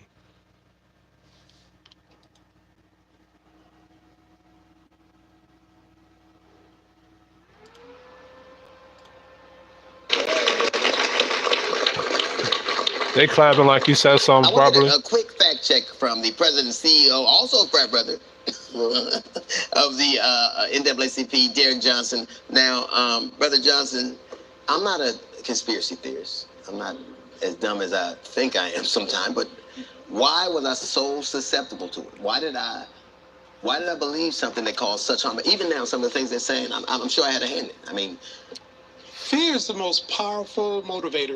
It either paralyzes us or propels us. And law enforcement against black men, it has been a long-standing fear from slavery forward. And so when you can tap into that vein and you can hear something that could have a kernel of truth, she was a state prosecutor. She was a local prosecutor. The kernel of truth of she are lining up with police officers who were not in our best interest, that's easy to accept as a reality. The concept of progressive prosecutors really came into being around 2015. And when more progressive prosecutors started getting elected across the country, we began to see more reforms locally. And she was a part of a lot of those conversations. California today is not California in 1992 when NWA was saying F the police. Yeah. We are in a new reality now. Right. And thanks. So then why are you worried about Donald Trump's that same logic could apply to what this nigga Vic said. The same police officers that were around stopping and frisking, causing terror to black folks is not the same today. Right? Now, I wish I could go find what he said that, what. Wait, let me hear what he had to say again. Hold on 1 second. Hear something that could have a kernel of truth. She was a state prosecutor. She was a local prosecutor. The kernel of truth of she are lining up with police officers who were not in our best interest. But those police officers were under her command. So you're shifting accountability from Kamala Harris, which she was the prosecutor, which those police officers was under her watch. It was under her watch. So now you're not blaming the person in power that was in charge of those police officers, that allowed those police officers to do those things. You're just blaming the police officers. Well, she was in charge. Easy to accept as a reality. The concept of progressive prosecutors really came into being around 2015. And when more progressive prosecutors started getting elected across the country, we began to see more reforms locally. And she was a part of a lot of those conversations. California today is not California in 1992 when NWA was saying F the police. Yeah. We are in a new reality now. Right. And thanks.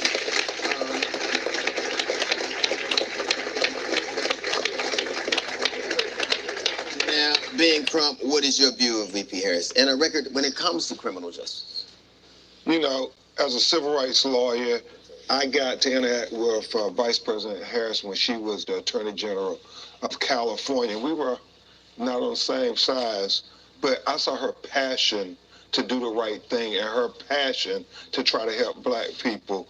When we think about it, DL, you have to think that this is a sister who grew up in Oakland, California, and she chose that the best way I can help the system is to be a prosecutor, be on the inside. Most of the time, you have people like...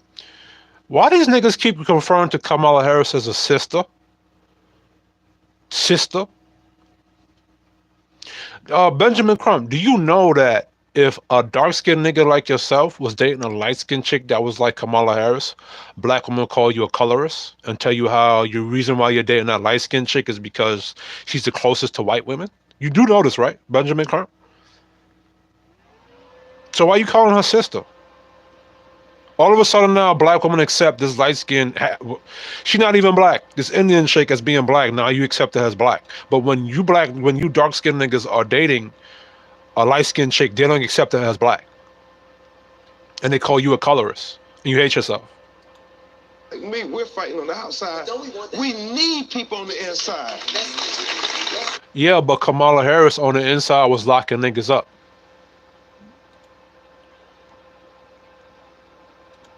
For selling marijuana.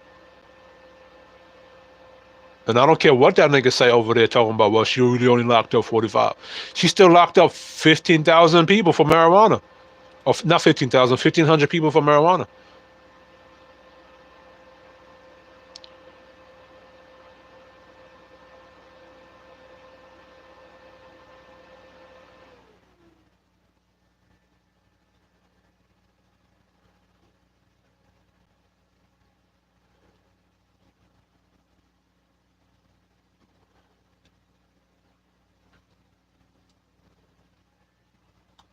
Hold on. Let me look up Isaac Espinosa.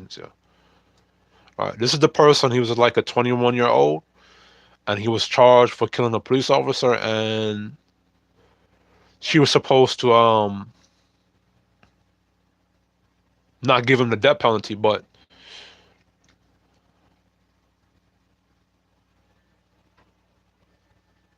damn. Hold on. Let me see. I was like, let's be honest. So like, I have to go look into this shit. Uh-oh. Family of slain cop certainly not supporting Harris. Let me see this.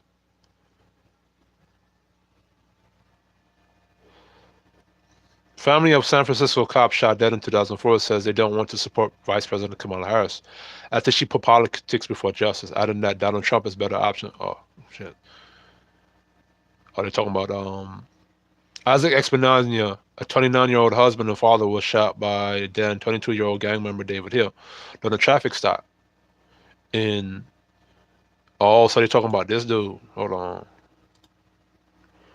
Months into her role as district attorney, got a television 3 days after the killing to announce that she wouldn't seek the death penalty before even speaking with the heartbroken family. I think this is the wrong one I'm reading. Let me see this one.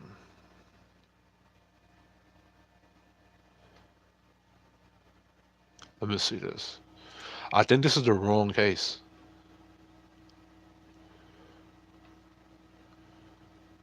Okay, so this case is where a dude shot.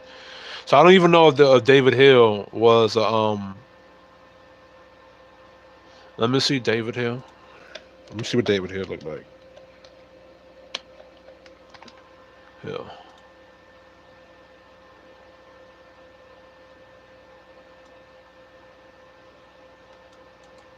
Let me see.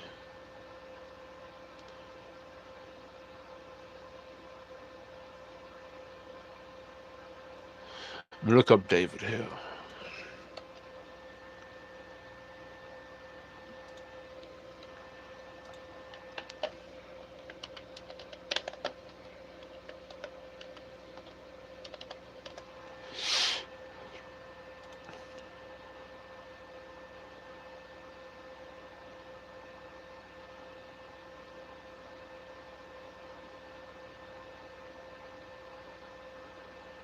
This shit is on a.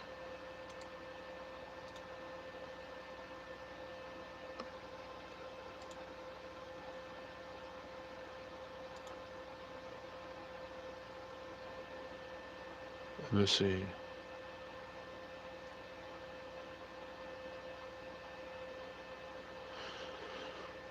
Announced days after the killing of Officer Isaac of Benania that would not try to execute the killer. There she would have not been very surprised. Nonetheless, I'm gonna have to look at this later. I want to go through this thing with D.L. Hughley and the Black Summit.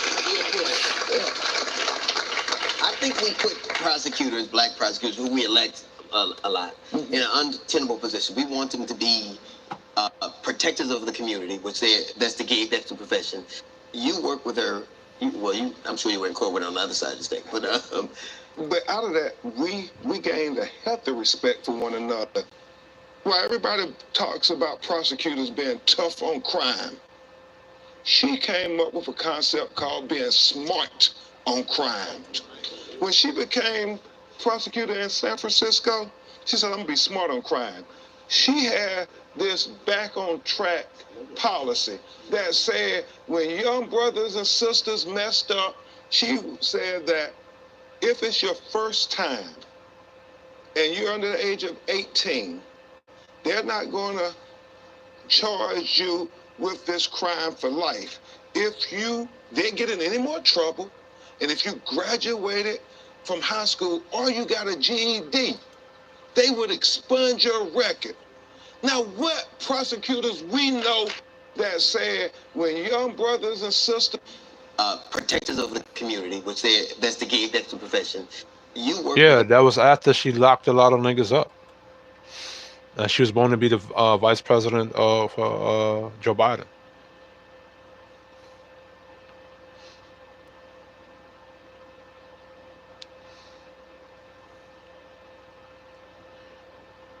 Damn, why can I not find this case?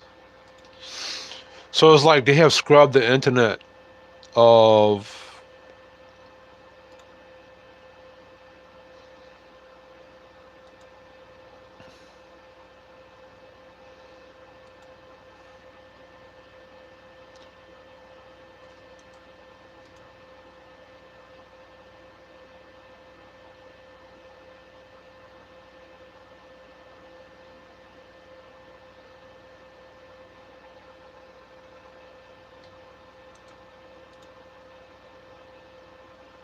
Anyway, let's go through this right here. I'm sure you were in court with her on the other side of the state. But out of that, we gained a healthy respect for one another. While everybody talks about prosecutors being tough on crime, she came up with a concept called being smart on crime. When she became prosecutor in San Francisco, she said, I'm gonna be smart on crime. She had this back on track policy that said when young brothers and sisters messed up, she said that if it's your first time and you're under the age of 18, they're not going to charge you with this crime for life. If you didn't get in any more trouble, and if you graduated from high school or you got a GED, they would expunge your record. Now, what prosecutors we know when we were growing up would treat us like that? That's Kamala Harris. It's the notion of justice tempered with mercy. Michael, we spent a lot of time talking about our roles, but we need prosecutors. There's no debating that. What is your message to black men who have this resident because of her role as a prosecutor? I'd say open your mind to the data. It amazes me oftentimes how many times Democrats have to provide receipts for all of the things that they do and for all of their qualifications. And yet on the other side, there's just no accountability. First of all, Mike Ely, that's bullshit. The Democrats have never had to provide receipts until now. The Democrats have never been requested to provide the receipts for what they have done wrong and what they've done good until now. It wasn't until black men during the first Donald Trump election that the Democrats was required to push receipts. Up until then, nobody was talking about how Joe Biden signed the 1994 crime bill that caused the mass incarceration of black men. Up until now, nobody called out the receipt of Kamala Harris. So the Democrats have never been called out for, or was demanded to have receipts. The Republicans were the actual ones being held accountable. Remember the Bush era? The Bush era, they were being held accountable by the black community. Right? The Republican Party has always been accused of being racist or accused of hating black people or not supporting black people. So they've always been held accountable, and they've always been called on for them having receipts. And y'all been calling out Donald Trump's receipt. Y'all been calling him a felon. So that's a lie, Michael Ealy, with your light-skinned man. When you look at what up here looking like a yellow Sesame Street puppet character. Kamala Harris, who's been a public servant basically her whole life. Right. She is the most qualified candidate to run for president right now. There's no debating it. So what? Prosecutor doing what? She was trash.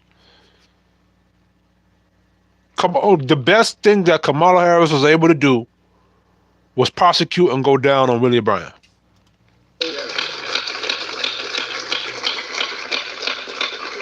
Kamala Harris was a straight 304 in her entire career. Cut the bullshit. We can sit here and debate on, what her record was as a prosecutor, but like you know what's so funny? They're debunking some of the things that were said against Kamala Harris, but they're not debunking some of the things that are said against Donald Trump. Donald Trump's 34 convictions, that has been debunked already. They're saying that he should have never been convicted of those 34 convictions, right? That's been debunked. They're not debunking that. So they're not giving a balance, a balanced thing about these two presidents. Or before this election, these two were candidates, right? They weren't given a balanced perspective about Donald Trump or Kamala Harris. They're debunking the stuff about Kamala Harris, but they're not debunking the lies being told on Donald Trump. They're not going into the news article when Donald Trump wrote during the Central Park 5 incident, where he talked about how Black, Latin, and white people had a difficult time walking through Central Park and how they were getting terrorized, right? Donald Trump didn't make an indictment against the Central Park 5. He was making a general statement about a lot of the crime in New York City during that time. Central Park was crazy during New York during the 80s. So it wasn't just white people getting harassed. It was black people getting harassed. It was Latin folks, white folks. And in that article that Donald Trump wrote, he was picking up or taking up for all different races and nationalities that was going through Central Park, and they was getting raped or robbed or whatever. Go read the article that Donald Trump wrote, but they're not debunking those lies. They're maintaining those lies up here against Donald Trump. We were saying earlier, let's talk about Trump's record. Let's talk about his record. What has he done to be qualified to be in this position? He got some dope tennis shoes. You seen him, man? Come on. Is this nigga serious? That's the thing that we never seem to hold him and his administration, who has more felonies and indictments than any other administration in the history of politics. Are you serious? Worried about her being a let's look up. Let's debunk Donald Trump's indictments. Donald Trump's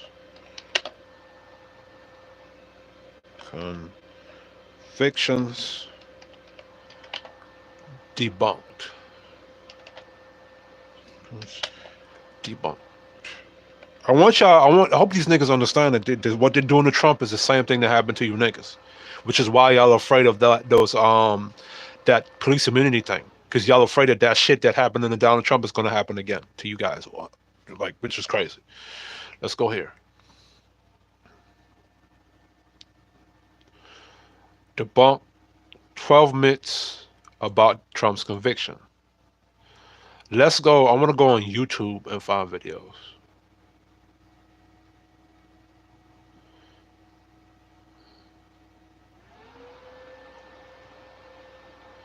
And there was a dude. Alright, so they're doing fact checks.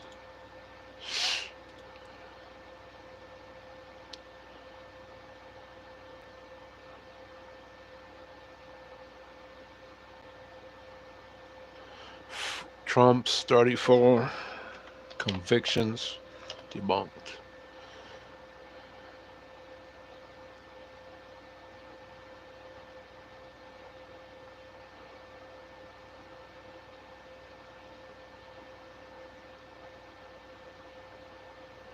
NBC News. Now, I was actually looking this up, but I forgot the person that came out and debunked it. Hold on. Let me take to YouTube.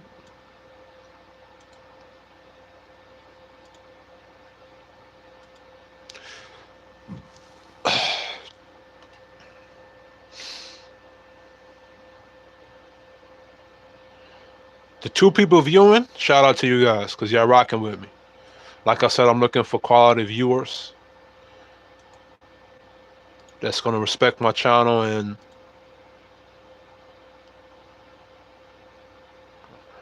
like, I wish I had a better PC so I can screen share a lot of the stuff I'm looking at. But what I'm going to do is I'm going to actually find the research on Kamala Harris, both the debunk stuff and the original stuff. Hold on. Nigga talking in the background.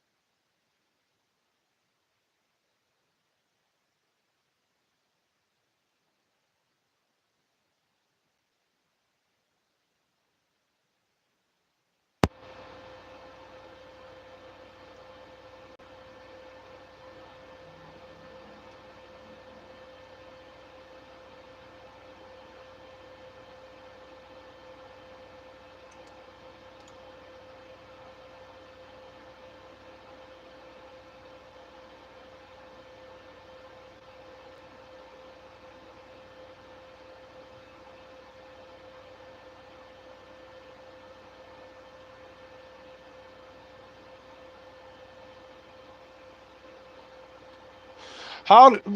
I didn't know Donald Trump was on the Fresh Prince of Bel-Air.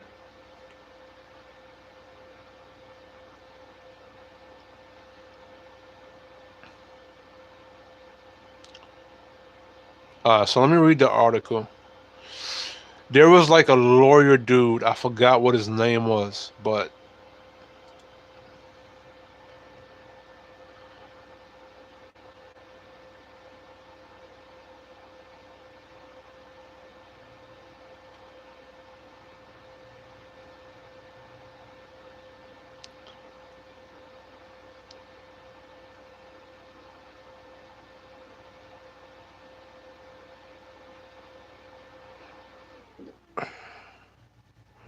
where's the dude at?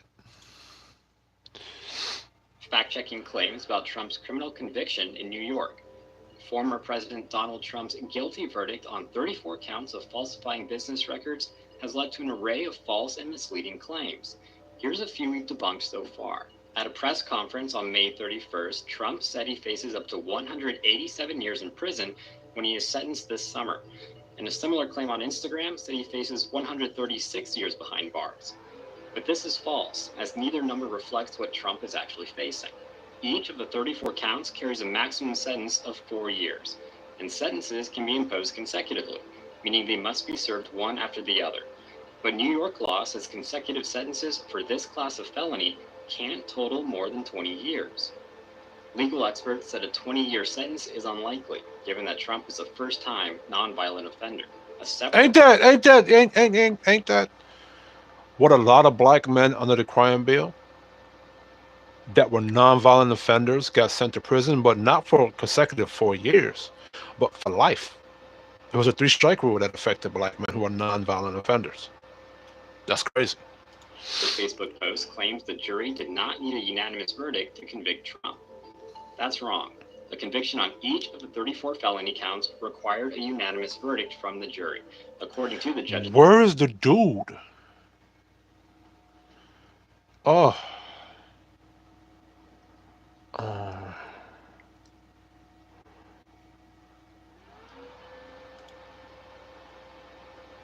Yo, all you see on Google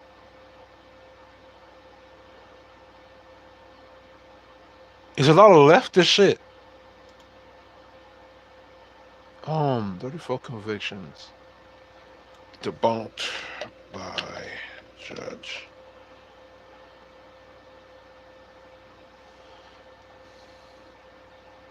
I wish I could find these things. Alright, so what I'm gonna do, which is gonna give me more content to make, is I'm gonna find these things and then come back with it on another live video. Alright, so we're gonna continue with this. Prosecute. He'll sit and go, I'm gonna be tough on crime. I'm like, don't you got a court date next month? That's crazy. That's crazy. You got niggas who are just complaining about Donald Trump's police immunity situation up here sitting making jokes about Donald Trump having a court date next week. Well, 1 in 3 black men used to get arrested and go to court for non-violent offenses. And because of the Innocent Project, it overturned a lot of those convictions. How the fuck can you sit up there and laugh at that? That's a joke. So you're cool with the justice system so long as it's against Donald Trump. But when it was against black men, all of a sudden now, when the justice system was locking up black men unjustly, you didn't believe in the justice system. But now you believe in the justice system now that it's happening to Donald Trump. And hold on, let me read how Donald Trump has benefited black men. Donald Trump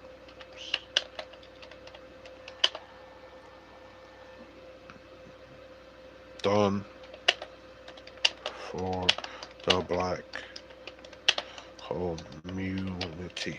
And I might do a live a bit later.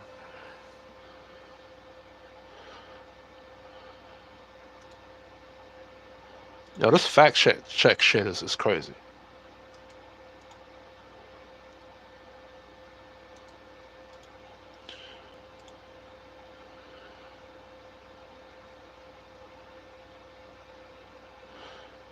Criminal justice reform. President Donald Trump signs a full pardon for Alice Johnson in the Oval Office of the White House Friday, August 28, 2020 in Washington. The morning after Philadelphia police fatally shot a black man, 27-year-old Walter Wallace Jr., Trump praised officers as the most incredible people on earth. Later that day, his campaign rolled out a new ad, Uphold the Law, a 30-second spot that falsely accused Biden and Kamala Harris of feigning flames while American cities burn, refusing to strongly condemn violence. The narrator says, and supporting bail funds that helped let rioters and looters and dangerous criminals out of jail. In Joe Biden's America, and this is a quote, in Joe Biden's America, we will all be in danger, says a white man identified in the ad as a veteran police officer. Hold on, what am I reading? Let me see. What am I reading right here? Oh, they fact check me. Oh, so this is like a fact check. So this is like an anti-Trump shit. Let me see this.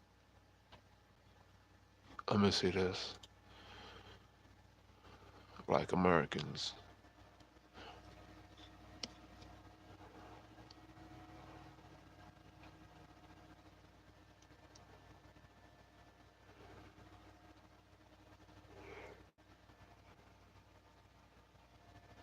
Let me see. Let me find the list. Oh, here we go. President Trump signed the historic First Step Act into law. 90% of those who have had their sentences reduced are black Americans. First Step Act shortens mandatory minimum sentence for nonviolent drug crimes. The law allows offenders sentenced under racially motivated mandatory minimums to petition for reevaluation. President Trump launched the Ready to Work initiative, which helps release prisoners gain meaningful employment.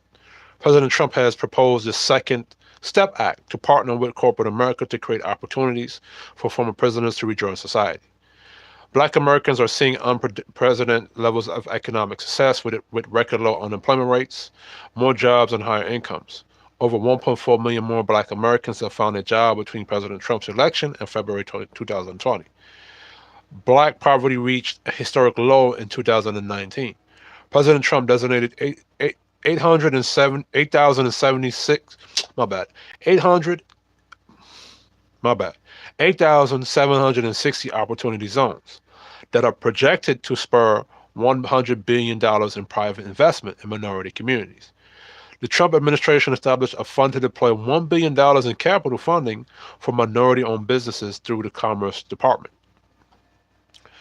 President Trump called on Congress to pass a school choice legislation to expand education opportunities for all Americans and children, especially those in our nation's inner city.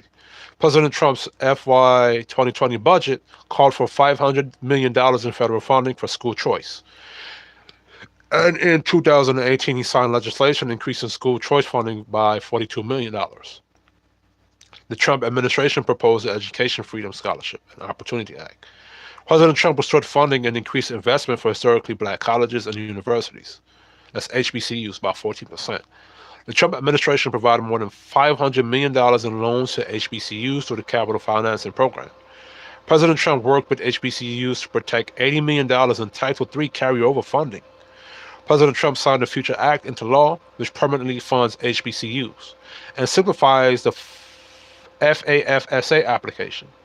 In 2018, President Trump signed a budget deal which forgave more than $300 million in debt owed by the HBCUs impacted by natural disasters and provided $10 million in loan payment determinants for schools that face financial difficulties, including HBCUs. President Trump worked with Congress to lift the ban on Pell Grants on summer classes. So this is the resume of Donald Trump and how he delivered to the black community. This nigga Michael Ealy says, what record has he let me play what he said. Yeah. You will be tough on crime after you meet with your probation officer. That's the thing that, like, you know, we never seem to, like, hold him in his administration, who has more felonies and indictments than any other administration in the history of politics. And yet you know why? Because the lady that was prosecuting Donald Trump in New York, she doesn't have the power to do that. That wasn't supposed to happen. All right? Let me hold on. I forgot her name. Letitia James wasn't supposed to prosecute Donald Trump.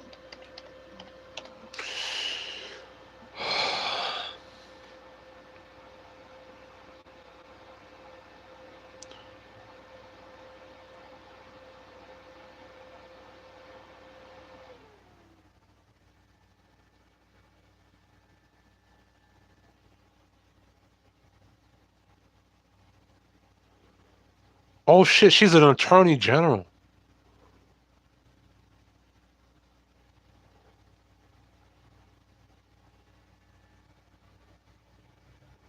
Oh shit, she got a political accession.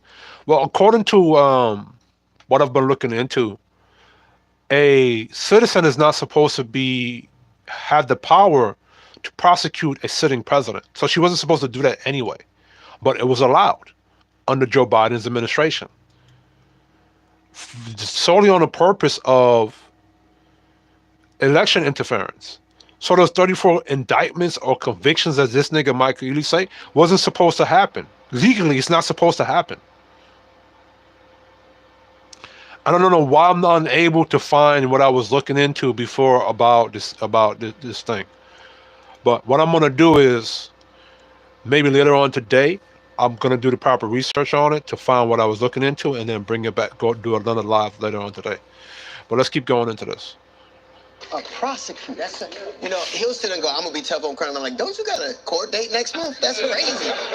Yeah. You're gonna be tough on crime after you meet with your probation officer. Oh, there it is. Exactly. Coming up next, we got crime, gun violence, and protecting our communities. That is coming up next. And they're not gonna do that by blaming black men. That is coming up next.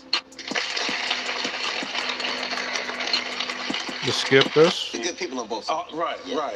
So I was the only black person on the council at the time, the youngest person elected. And after a group of white supremacists literally came into our community and unalived someone, rest in peace to Heather Heyer, the first press conference that 45 had, he stated that, again, literally, there are good people on both sides. Furthermore, this is the same individual, if we're talking about who should we trust to keep our community safe, wants to provide police officers with full immunity to be able to do whatever it is that you want to do whenever you feel like a situation arises that requires you to not use best practices, whether that be using patience, calling a mental health professional. But if you believe a person needs to be shot down like a dog in the street, you do so, and you won't have to face any consequences. So That's not what Donald Trump's bill said as I read it. Donald Trump, that was more directed towards criminals and gangs. Which, if the black community, you were better parents to your children, you wouldn't have to worry about your child being in a gang. Like a lot of what was in that thing that I read earlier with police immunity, that was towards like the cartels and shit and drug dealers, the criminal element in the community. And earlier they said that the same police officers of 1992 are not the same police officers of today, said by Benjamin Trump. I mean, Crump, whatever the hell his name is. we talk about a matter of safety, a matter of keeping our community safe. You have a person who literally just rambles and acts off of emotion, compared to an individual who's saying that I candidly want to use legislation and policy to find ways to not only keep our community safe, but help us thrive in every way imaginable. So why don't you have the same energy for the gangbangers and the drug dealers and the thugs in the community like a Little Dirk or King Von in Chicago? Why you don't have the same energy for them? It's not just the police officers that's you claiming not that are terrorizing the communities. It's the gangbanger and the thug on the corner that's doing it too. Right? So now, when a police officer is arresting a gangbanger for harassing your son or your daughter or terrorizing your son or your daughter, right? And it's not just black gangs. You have Latin gangs. You got Mexican gangs out here in New York, right? And he's now doing his job against those gangbangers or criminal activity. He's not going to be able to do his job now because now he's afraid that if I arrest this obvious criminal, some leftist liberals not going to protect this criminal who's obviously doing the criminal activity in the neighborhood, terrorizing people in the neighborhood now, right? They're going to protect this criminal. And then they're going to sue this police officer for doing his job by being rough or arresting this criminal. This is what my issue about Black Lives Matter is they're not talking to the black people in the black community that are causing the problems. They're only talking to the other side. Is there good people on both sides? Yes, there's good people on both sides. Is there bad people on both sides? Yes. The problem with black culture is that they will not address the bad black people on our side. Just addressing the bad white people or the bad police officers. Right? Most of that police immunity thing was so that police can get rid of the bad criminals, drug dealers, cartels, and the immigration, the illegal immigrants that are here causing problems. It's really not towards black folks. It's just that if you're in a gang and you're being a street ninja, you're gonna catch that heat. So now for black culture and the black community is the best time to clean yourself up from the gangbanging activities and the street nigga activities. Where you're in these project buildings terrorizing people in these project buildings. Right? And if this person, I'm glad that Donald Trump is going to allow open carry in every state. Or concealed carry in every state. So myself, if I have to buck up against one of you criminal niggas, I could defend myself. and not have to worry about going to jail or prison for defending myself in these streets. Let's continue. You said something that I very rarely hear black men say: safe. Yeah. And when we use it in that context, it's never for us. You never. No, I'm just talking about in your lexicon. When have you ever said the notion of safety is something somebody else gets to have and you don't? But it is because it's so far removed the concept. You started to say something like, yeah, I think it's interesting what you were just saying. Just Yeah, I agree with D.L. Hughley. Black men, we don't talk enough about being safe with ourselves. But the biggest threat towards black men is not the police officer. It's each other.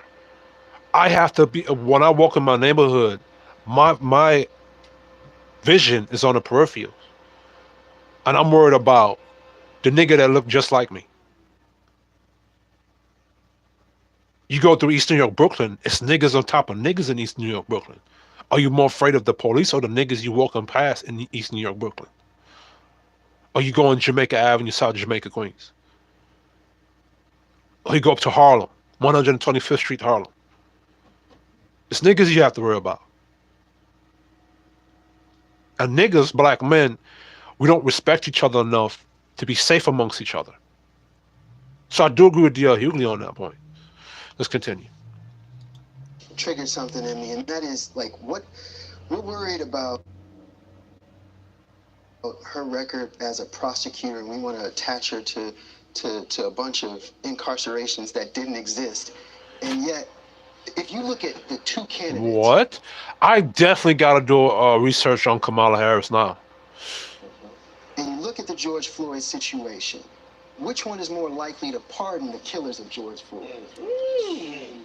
What are you going woo about? That's the question. Wow. Because he's already going for the blanket immunity. Which one? Yeah, but Donald Trump did not have a blanket immunity at that point. Donald Trump was still dealing with Democrats that had a lot of those laws that protected criminals that protected police officers like that. Remember, when Donald Trump first got into office, there were a lot of laws that Barack Obama had in play that was still affecting that current Donald Trump's administration. And when Donald Trump was trying to clean a lot of that stuff up, the Democrats stopped him or prevented him because I think the Democrats had owned like the Congress and the House or something like that, right? And they were preventing Donald Trump from cleaning a lot of that stuff up.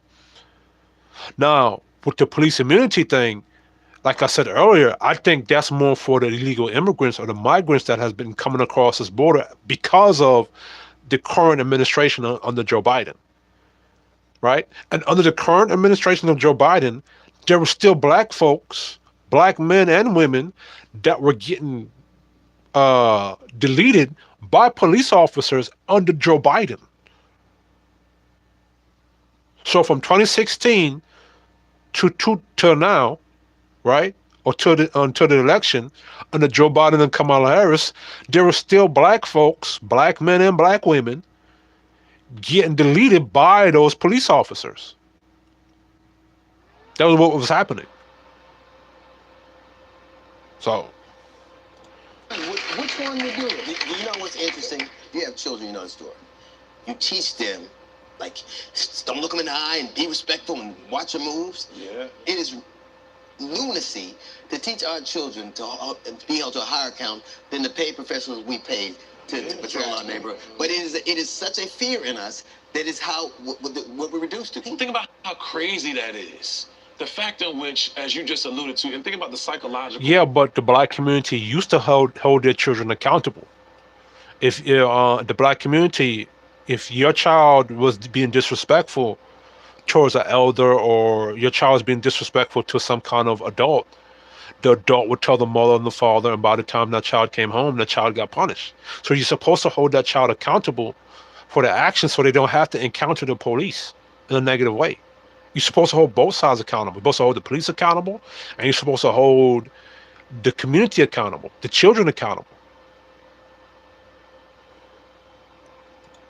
and mental trauma, that we're asking our children to jump through these loops just to keep you safe, opposed to being able to teach those who are supposed is to be sworn to serve and protect, to do the right thing. And we want to be clear, not all police officers are bad, and we know that not all individuals who have been sworn to protect and serve are doing nefarious things, but to provide them with blanket immunity and then have black men say that, you know what, I'm willing to potentially side with that person, those are real conversations that we have to have with them about Why don't you ask the black men who are conservative? Because obviously this is a Democratic black male summit.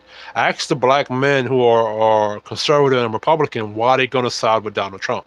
You don't have I forgot the names of the conservative guy, the black males that are up there.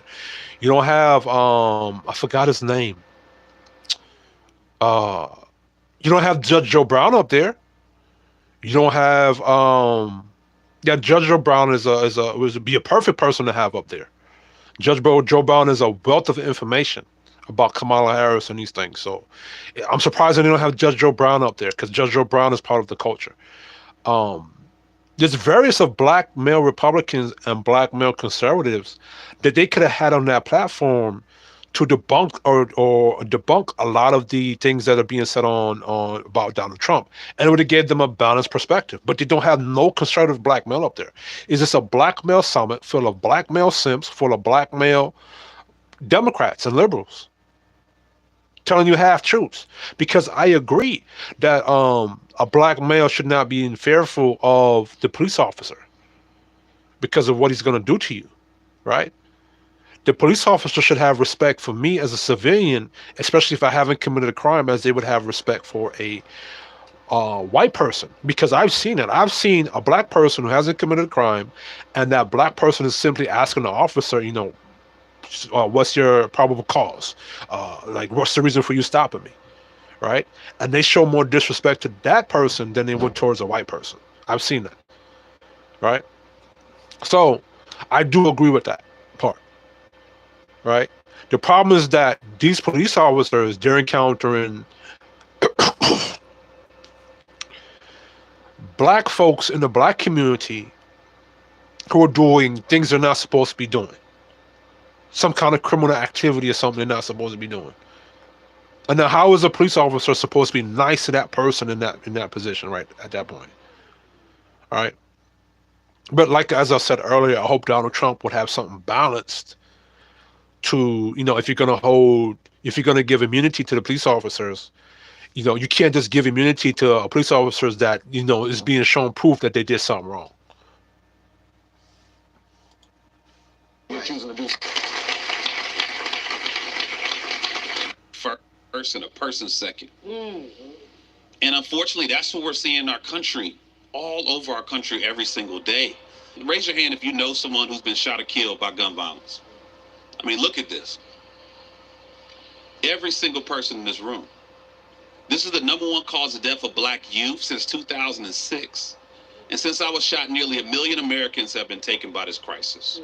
For me, that's one of my childhood friends. That was nearly me. 2 of my mentees, one of which who came to Capitol Hill to fight for the policies to address gun violence. That's who we're losing in this crisis. And here we are coming out of coming into an era where we have a vice president who has been working on this issue, has been leading the Office of Gun Violence Prevention, who passed the first law in 30 years, who has been focused on this issue almost her entire life. Sir, the gun violence you're talking about, your friend being shot, was by your own people, by gang niggas gang banging in the hood. The problem isn't the gun. The problem is the criminals that you have using the gun. Kamala Harris is not doing something about gun violence because they're trying to actually protect you niggas from killing yourselves. She's talking about taking away the rights of gun owners, so shit like that went down in Australia during the COVID thing can happen, where the government has the carte blanche to come into your houses, take stuff from you, and you don't have your guns to defend yourself. There's a reason why that Second Amendment is there, so that the people can protect themselves from a tyrannical government. Right? All you niggas that raise your hands about you knowing somebody who got shot is because you were being shot by a nigga that looked just like you. Some nigga gangbanging, Sue Whoop and Crip in them, Blood them, Folk in them, GD in them, and BD in them, Latin King in them. So that's what the gun violence is. You niggas killing each other. Not the police officer. You niggas who don't like another nigga because he may have looked at you wrong or because you're trying to rob the nigga being shot by gangbanging niggas. And literally has ushered in the steepest decrease in homicides in American history for now 2 years in a row. But during the Trump administration, we saw the steepest spike in murders in American history. And that's not numbers. Those are our friends. Those are our family members. Those are our cousins, our nephews. Not by Trump, by gangbangers. Trump not causing y'all to kill each other and gangbang on each other. That's you niggas. So why should Kamala Harris or Donald Trump pass a legislation to take away guns because you niggas is being irresponsible amongst each other? And guess what he does? Brags about doing nothing. He says, well, we got to get over it. Get over it? He said that? Well, he said I'm not getting over my mentee in the casket. Watching his mother cry. Watching his football coach wonder what he going to do. Watching his teacher say, man, he was so full of promise. Yeah, shot by another nigga that looked just like everybody in that damn audience. 13 years old. I'm not getting over that. We can't get over that. It's thank you, man. That's good. When we did Barack Obama, he called us all out. He said that some black men aren't feeling having a woman president. Let's roll the clip and we will. This is the one I actually wanted to get to. Decide. And you're coming up with all kinds of reasons and excuses.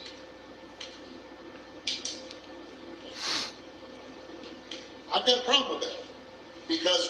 Because part of it makes me think, and I'm speaking to men directly, part of it makes me think that, well, you just aren't feeling the idea of having a woman as president. And you're coming. No, it's not that we don't feel like having a woman as president. It's because we don't trust somebody like Kamala Harris who's not even black. She's not black. Don't give me that shit. She's from Jamaica, nigga. Her father ain't Jamaican. Well, her father is Jamaican by nationality, but he's not black by race. And her father is a Marxist, and his grandparents owned slaves in Jamaica. So don't give me that. All right? We don't know this bitch's policies. And why would we vote for Kamala Harris that's only been pushing about women's reproductive rights? She hasn't been pushing black men's reproductive rights. And what reproductive rights are you pushing? To delete more black babies? Second, you damn right black men shouldn't be following no damn woman. Your Bible, if you're Christian, which most Democrats claim to be, hold on, let me go read the scripture. 1 Timothy 2. Let me go read this. 11 to 12. Let me see if this is it. Okay, here we go. The Bible, 1 Timothy 2, 11 through 12. A woman should learn in quietness and full submission. I do not permit a woman to teach or to assume authority over a man. She must be quiet. This is in your Bible. So you damn right black men have the right to say, nah, we're not following no damn woman. Especially black women. Black women, y'all keep claiming that y'all have been the backbone of the black community. Where have your community been thus far under your control and leadership? Black women, you've deleted 20 billion babies, black babies. Y'all here getting into relationships with men and fucking those men's life up. Why the hell should black men follow your leadership? Look at the black women that's in positions of power, like Tiffany had what's her name? I forgot the couple of black female politicians that's been in power. Look at the mayor of Chicago. Look at Tiffany I forgot what city that was. where she was stealing tax money or funds from the city. She was like a mayor or something. And I might do I should do a live show about that. Why black women should not be in leadership. All right. So no, black men have a right not to follow no damn woman. He's not supposed to follow no damn woman. Let's go back to it. Your woman's supposed to be following a man. Up with other alternatives and other reasons for that. Okay, we are here. Nah, a nigga has every reason or to say, listen, nigga, we not following no black woman because I'm a man. I'm in leadership. You supposed to be following me. Second, we still not convinced in Kamala Harris's... okay, cool. Fuck it. Let's take away Kamala Harris's what she may or may have not done as a prosecutor. Let's talk about what she did during Donald Trump's administration. I mean, not Donald Trump, during Joe Biden's administration when she was VP. They let a lot of those illegal immigrants across the border that are not causing problems in American cities. She was talking about defund the police. A lot of black men were being shot by police under VP Harris and Joe Biden. Joe Biden has come on during the final weeks and months of the election. Joe Biden has got up on the stage and said that Kamala Harris was in partner with me when I was implementing a lot of these policies that have been causing America problems, right?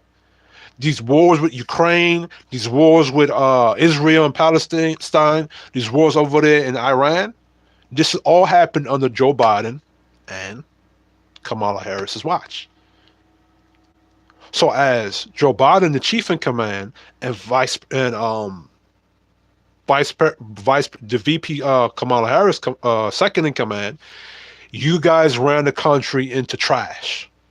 Why should black men vote for leadership that ran the country into trash, into some trash? And Kamala Harris's only push was women's rights. Why should black men vote for Kamala Harris that's not really pushing anything for black men? She's only pushing things for women's rights. Not even black women's rights, women's rights. And black women, have you noticed, for those of you watching, the liberals and the Democrats, they took making it about black women or race and they just put woman. So it wasn't about black women's rights, it was just about women's rights. So they made it, they took it out of making it racial.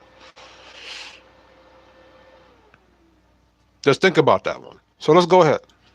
Representative Justin J. Pearson, Ben Crump, and Michael Ely. So they're joining us on the panel. 3 simps.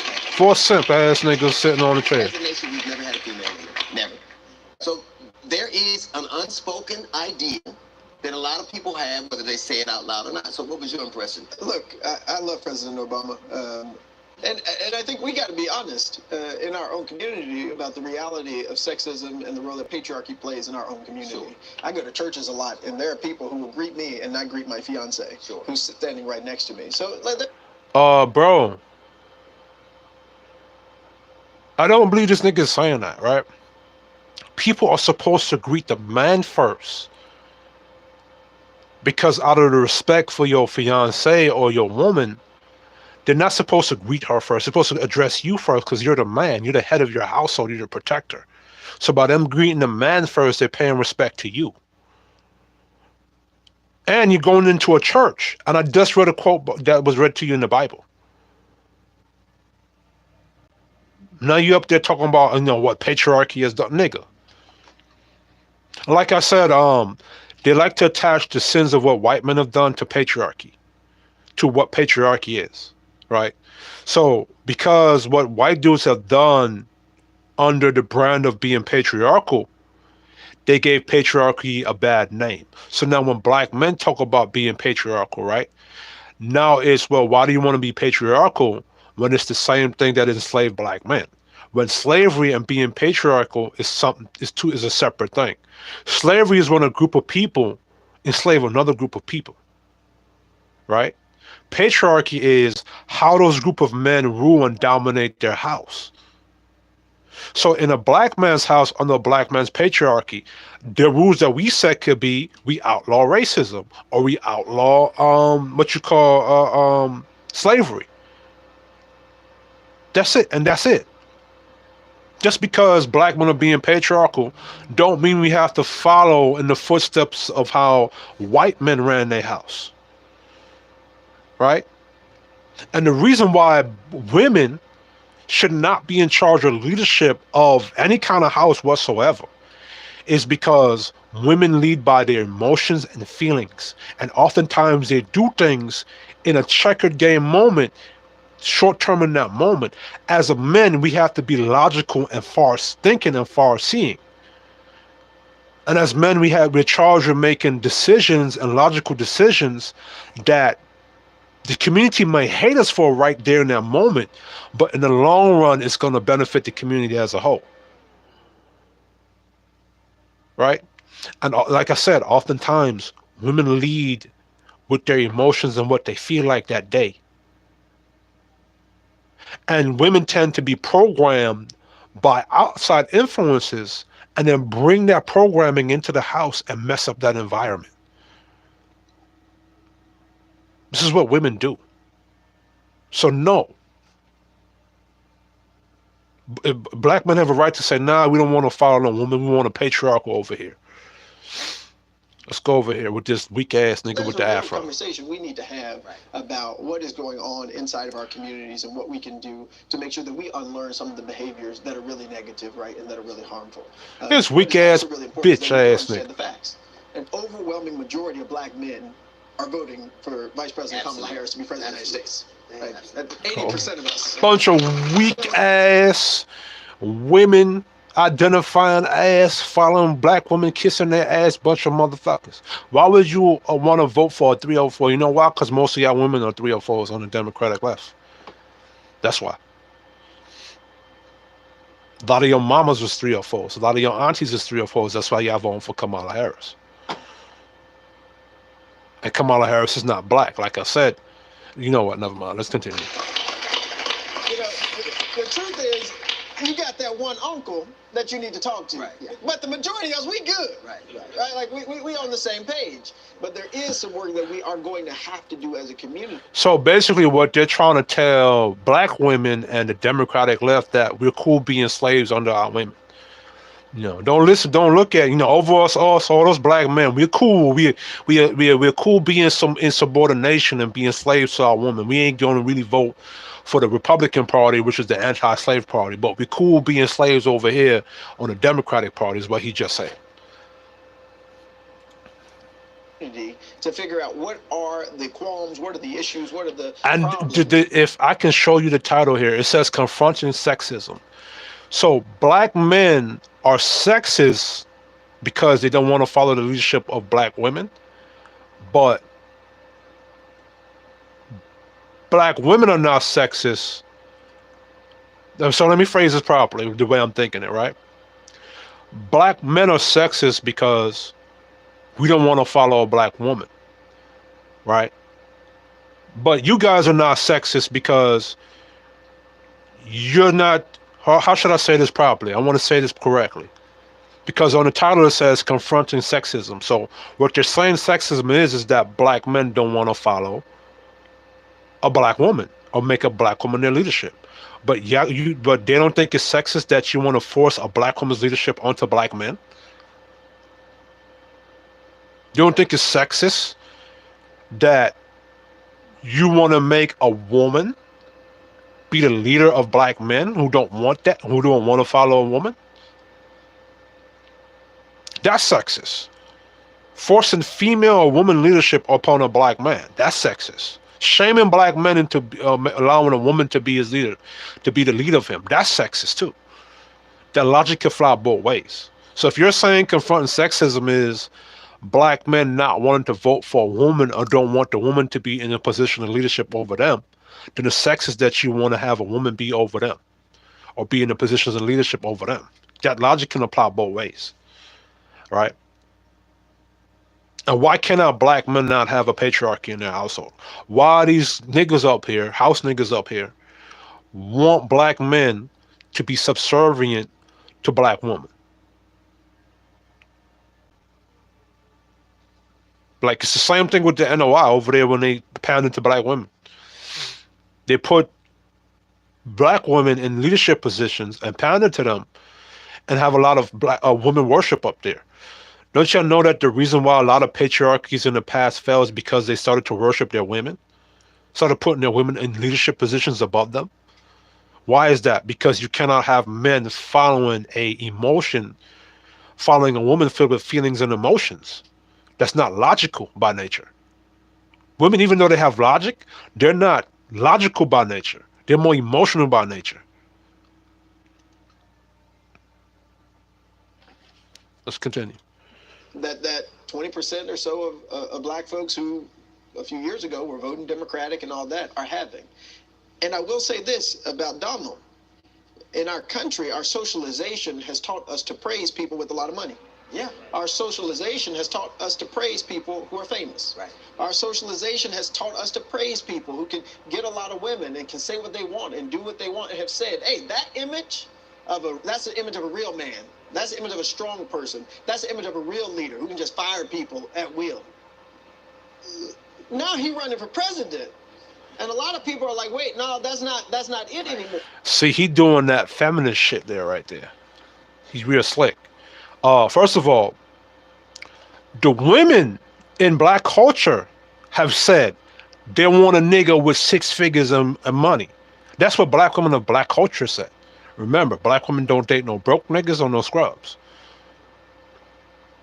Black women say they would rather date a Cam Newton or a Cam Newton or a Nick Cannon. My memory's fucking with me today, my bad. Black women of black culture have said countless times that they would be in submission to black men if they were making X amount of money. That's number one. Women are attracted to the top alpha nigga, not by socialization, but by biological.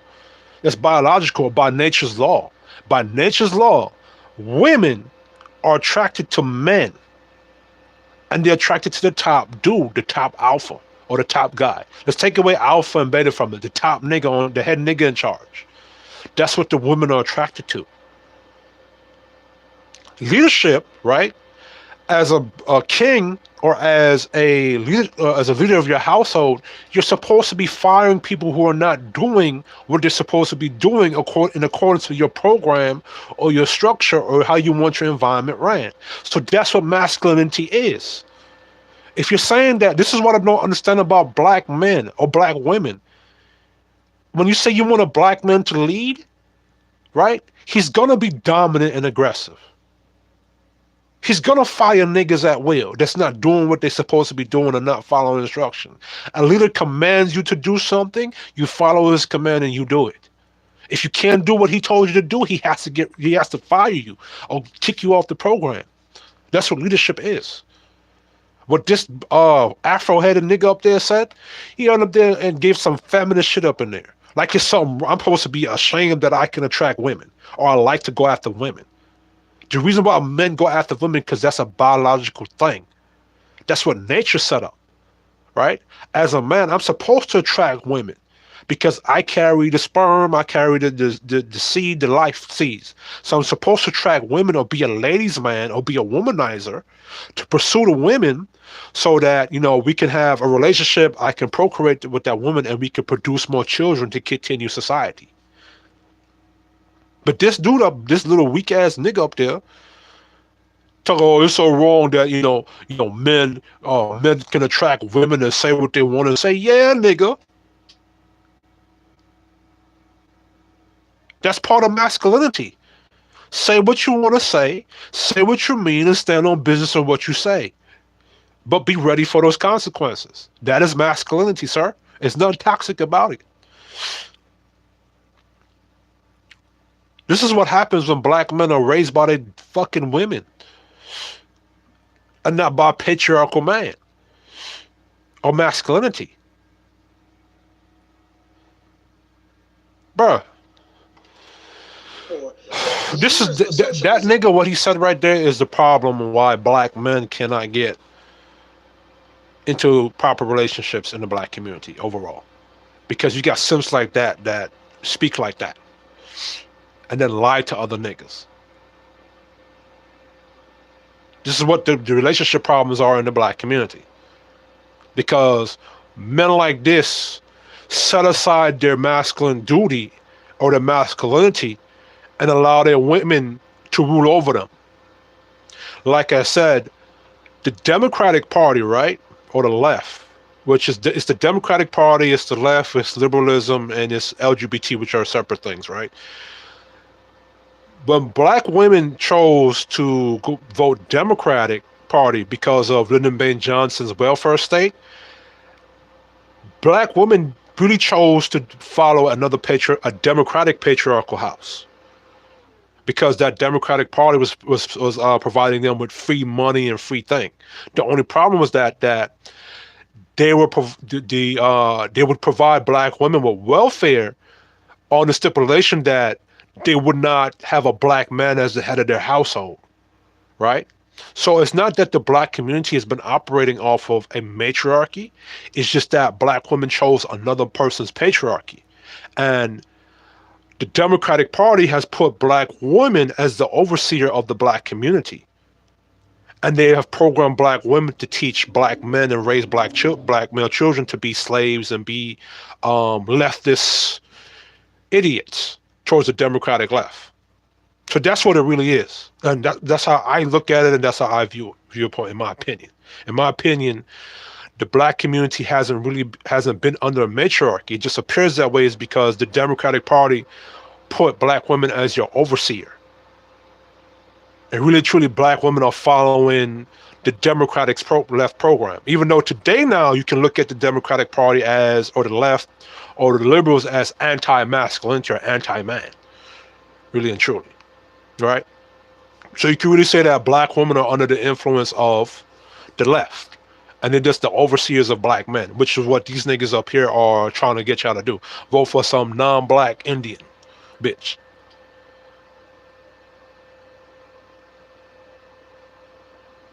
You want black men to vote for a bitch that's not black. Talking about sister.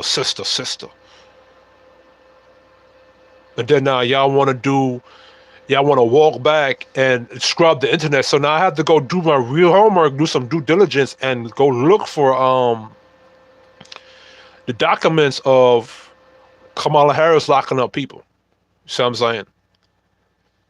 So I have to go really do my research on Kamala Harris. You know what I'm saying? Because when I was looking to prior to them doing the fact checks, I was looking at information where that's what she was doing. So, you know what I'm saying? I have to go look that up now. But this is ridiculous. This Black Male Summit, talk about confronting sexism because a nigga don't want to follow a black woman. He's not supposed to follow your black ass, women. No woman's going to respect a nigga that's following them. Have taught us that actually that is the image that America has put forward as the image of what you want to be, of the person that you want to lead. So it isn't just a black issue. We got a nationwide issue about the perception of hypermasculinity masquerading as leadership, when in fact it was our mamas and our grandmamas and our great-grandmamas who got us here. Hold on. I want y'all to hear this shit. I'm about to debunk that bullshit with your weak ass. A real leader who can just fire people at will. Now he running for president. And a lot of people are like, wait, no, that's not it anymore. Right. But years of socialization have taught us that actually that is the image that America has put forward as the image of what you want to be, of the person that you want to lead. So it isn't just a black issue. We got a nationwide issue about the perception of hypermasculinity masquerading as leadership, when in fact it was our mamas and our grandmamas and our great-grandmamas who got us here. And you clapping your motherfucking dumbass hands. Your grandma from the silent generation and the greatest generation was able to raise your black asses because your father woke up at 4 a.m. in the morning, took his black ass outside the house, had to survive the KKK, all kind of racist bullshit, went to work and came back home at the end of the day and provide resources for your grandma to be able to raise you in that house.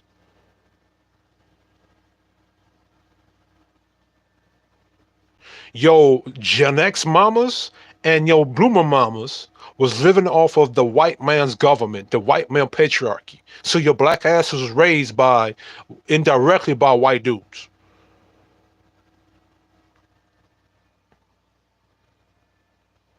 Secondly, you had uncles, you had grandpas, you had other older men in your community that was being stepfathers to y'all, helping your mama to raise you. So you just discounted all the black men that, even though they may not have been your father by bloodline, but they may have been your uncle, the boxing coach, the football coach. So it wasn't just your grandma and your aunties and whoever raising you by themselves. They had help from the men in their community or in their village. What about Minister Farrakhan? What about Jim Malcolm X's? What about the countless of black men that put their lives on the line and became a stepfather or fathered a lot of you over the years? This is what I'm talking about. And this is part of the unspoken Negro contract, where they'll worship and praise the black woman, but they'll forget about the black father. And the reason why a lot of you black men these guys look like Gen X and millennials. The reason why a lot of you black men don't have fathers in the household is because your mother put them niggas on child support and used the United States government, your enemies, against you, preventing you from being a father to your children, or preventing your father from being children to you. Joe Biden's crime bill took away a lot of fathers from out the household away from you. That's why your fathers wasn't there. That's why your mothers had to raise you by themselves. I hate niggas like this. And they want to talk about fact checking and doing the proper research. You have whole books called The War on Drugs, written by Elizabeth Hinton, where it talks about how the black community, urban communities, was being targeted by police officers. Insane.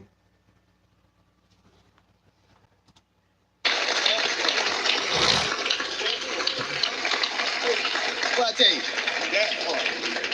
I'm telling you, and the fro, baby. And the fro, baby. Man, I'll tell you this, the Democrats, they're not gonna be fucking with the black community no more. Because even though 80% of y'all voted for Democrat, and I think, what was it, 80% of black men voted Democrat, and I think 90% of black women voted Democrat, the Democrats still lost. So you're gonna see the racism, you're gonna see the racist thoughts of the Democrats on the left and how they really view you black men and black women. All that pandering they was doing to y'all, they gonna cut that shit off. Watch. Oh, he talked about hypermasculinity. You see all those white women? You see all those Latin women? Guess what they chose with their vote? They chose hypermasculinity over following some bitch. So white women and Latin women and even Asian women understand that the victory that's going to come to their community is in their man. It is in the success of their men.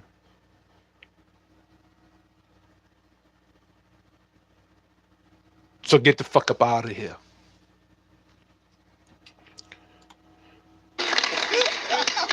You know what's always interesting? We hear about the polls, and one of the things I know for sure, the quickest way to make a black man lie to you is walk up to him and ask him a question with a clipboard in your hand. So, I mean, it's ridiculous, and what I refuse to do is to let mainstream polling operations tell me what men I'm with every day think. Yeah. And I can't watch this shit no more.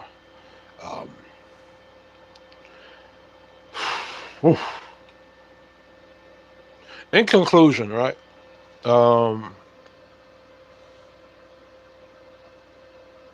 This Black Male Summit, if they really truly want to hear what black men say, they wouldn't just have leftist liberal black men up there. They'd have conservative black men up there too. They'd have a Judge Joe Brown up there, and they'd have the countless amount of black men who are Republican and conservative up there, and a lot of them that have a chance to debunk some of the things about Donald Trump, that some of the lies being told about Donald Trump. But they don't have that up there. This is an all Democratic Black Male Summit, and it's one-sided. You feel me? But anyway, this shit is the reason why the black community is trash. It's because you have a lot of black men running around, simping, female worshiping, and allowing themselves to be called allowing them, they're accepting the shaming tactics, calling themselves sexist, allowing the word sexism to be put on them because they don't want to follow no woman. Thinking that if they stay along the liberals and the Democrats, they're gonna help them do something, or Kamala Harris is gonna help them do something. And I'll bet as 2025 come around, you're gonna really see the truth about Kamala Harris and Joe Biden. Mark my words on that. So if 2024 was the year of exposure, 2025 is going to be the year of judgment and consequences. Watch. Mark my words on that. Anyway, I'm out.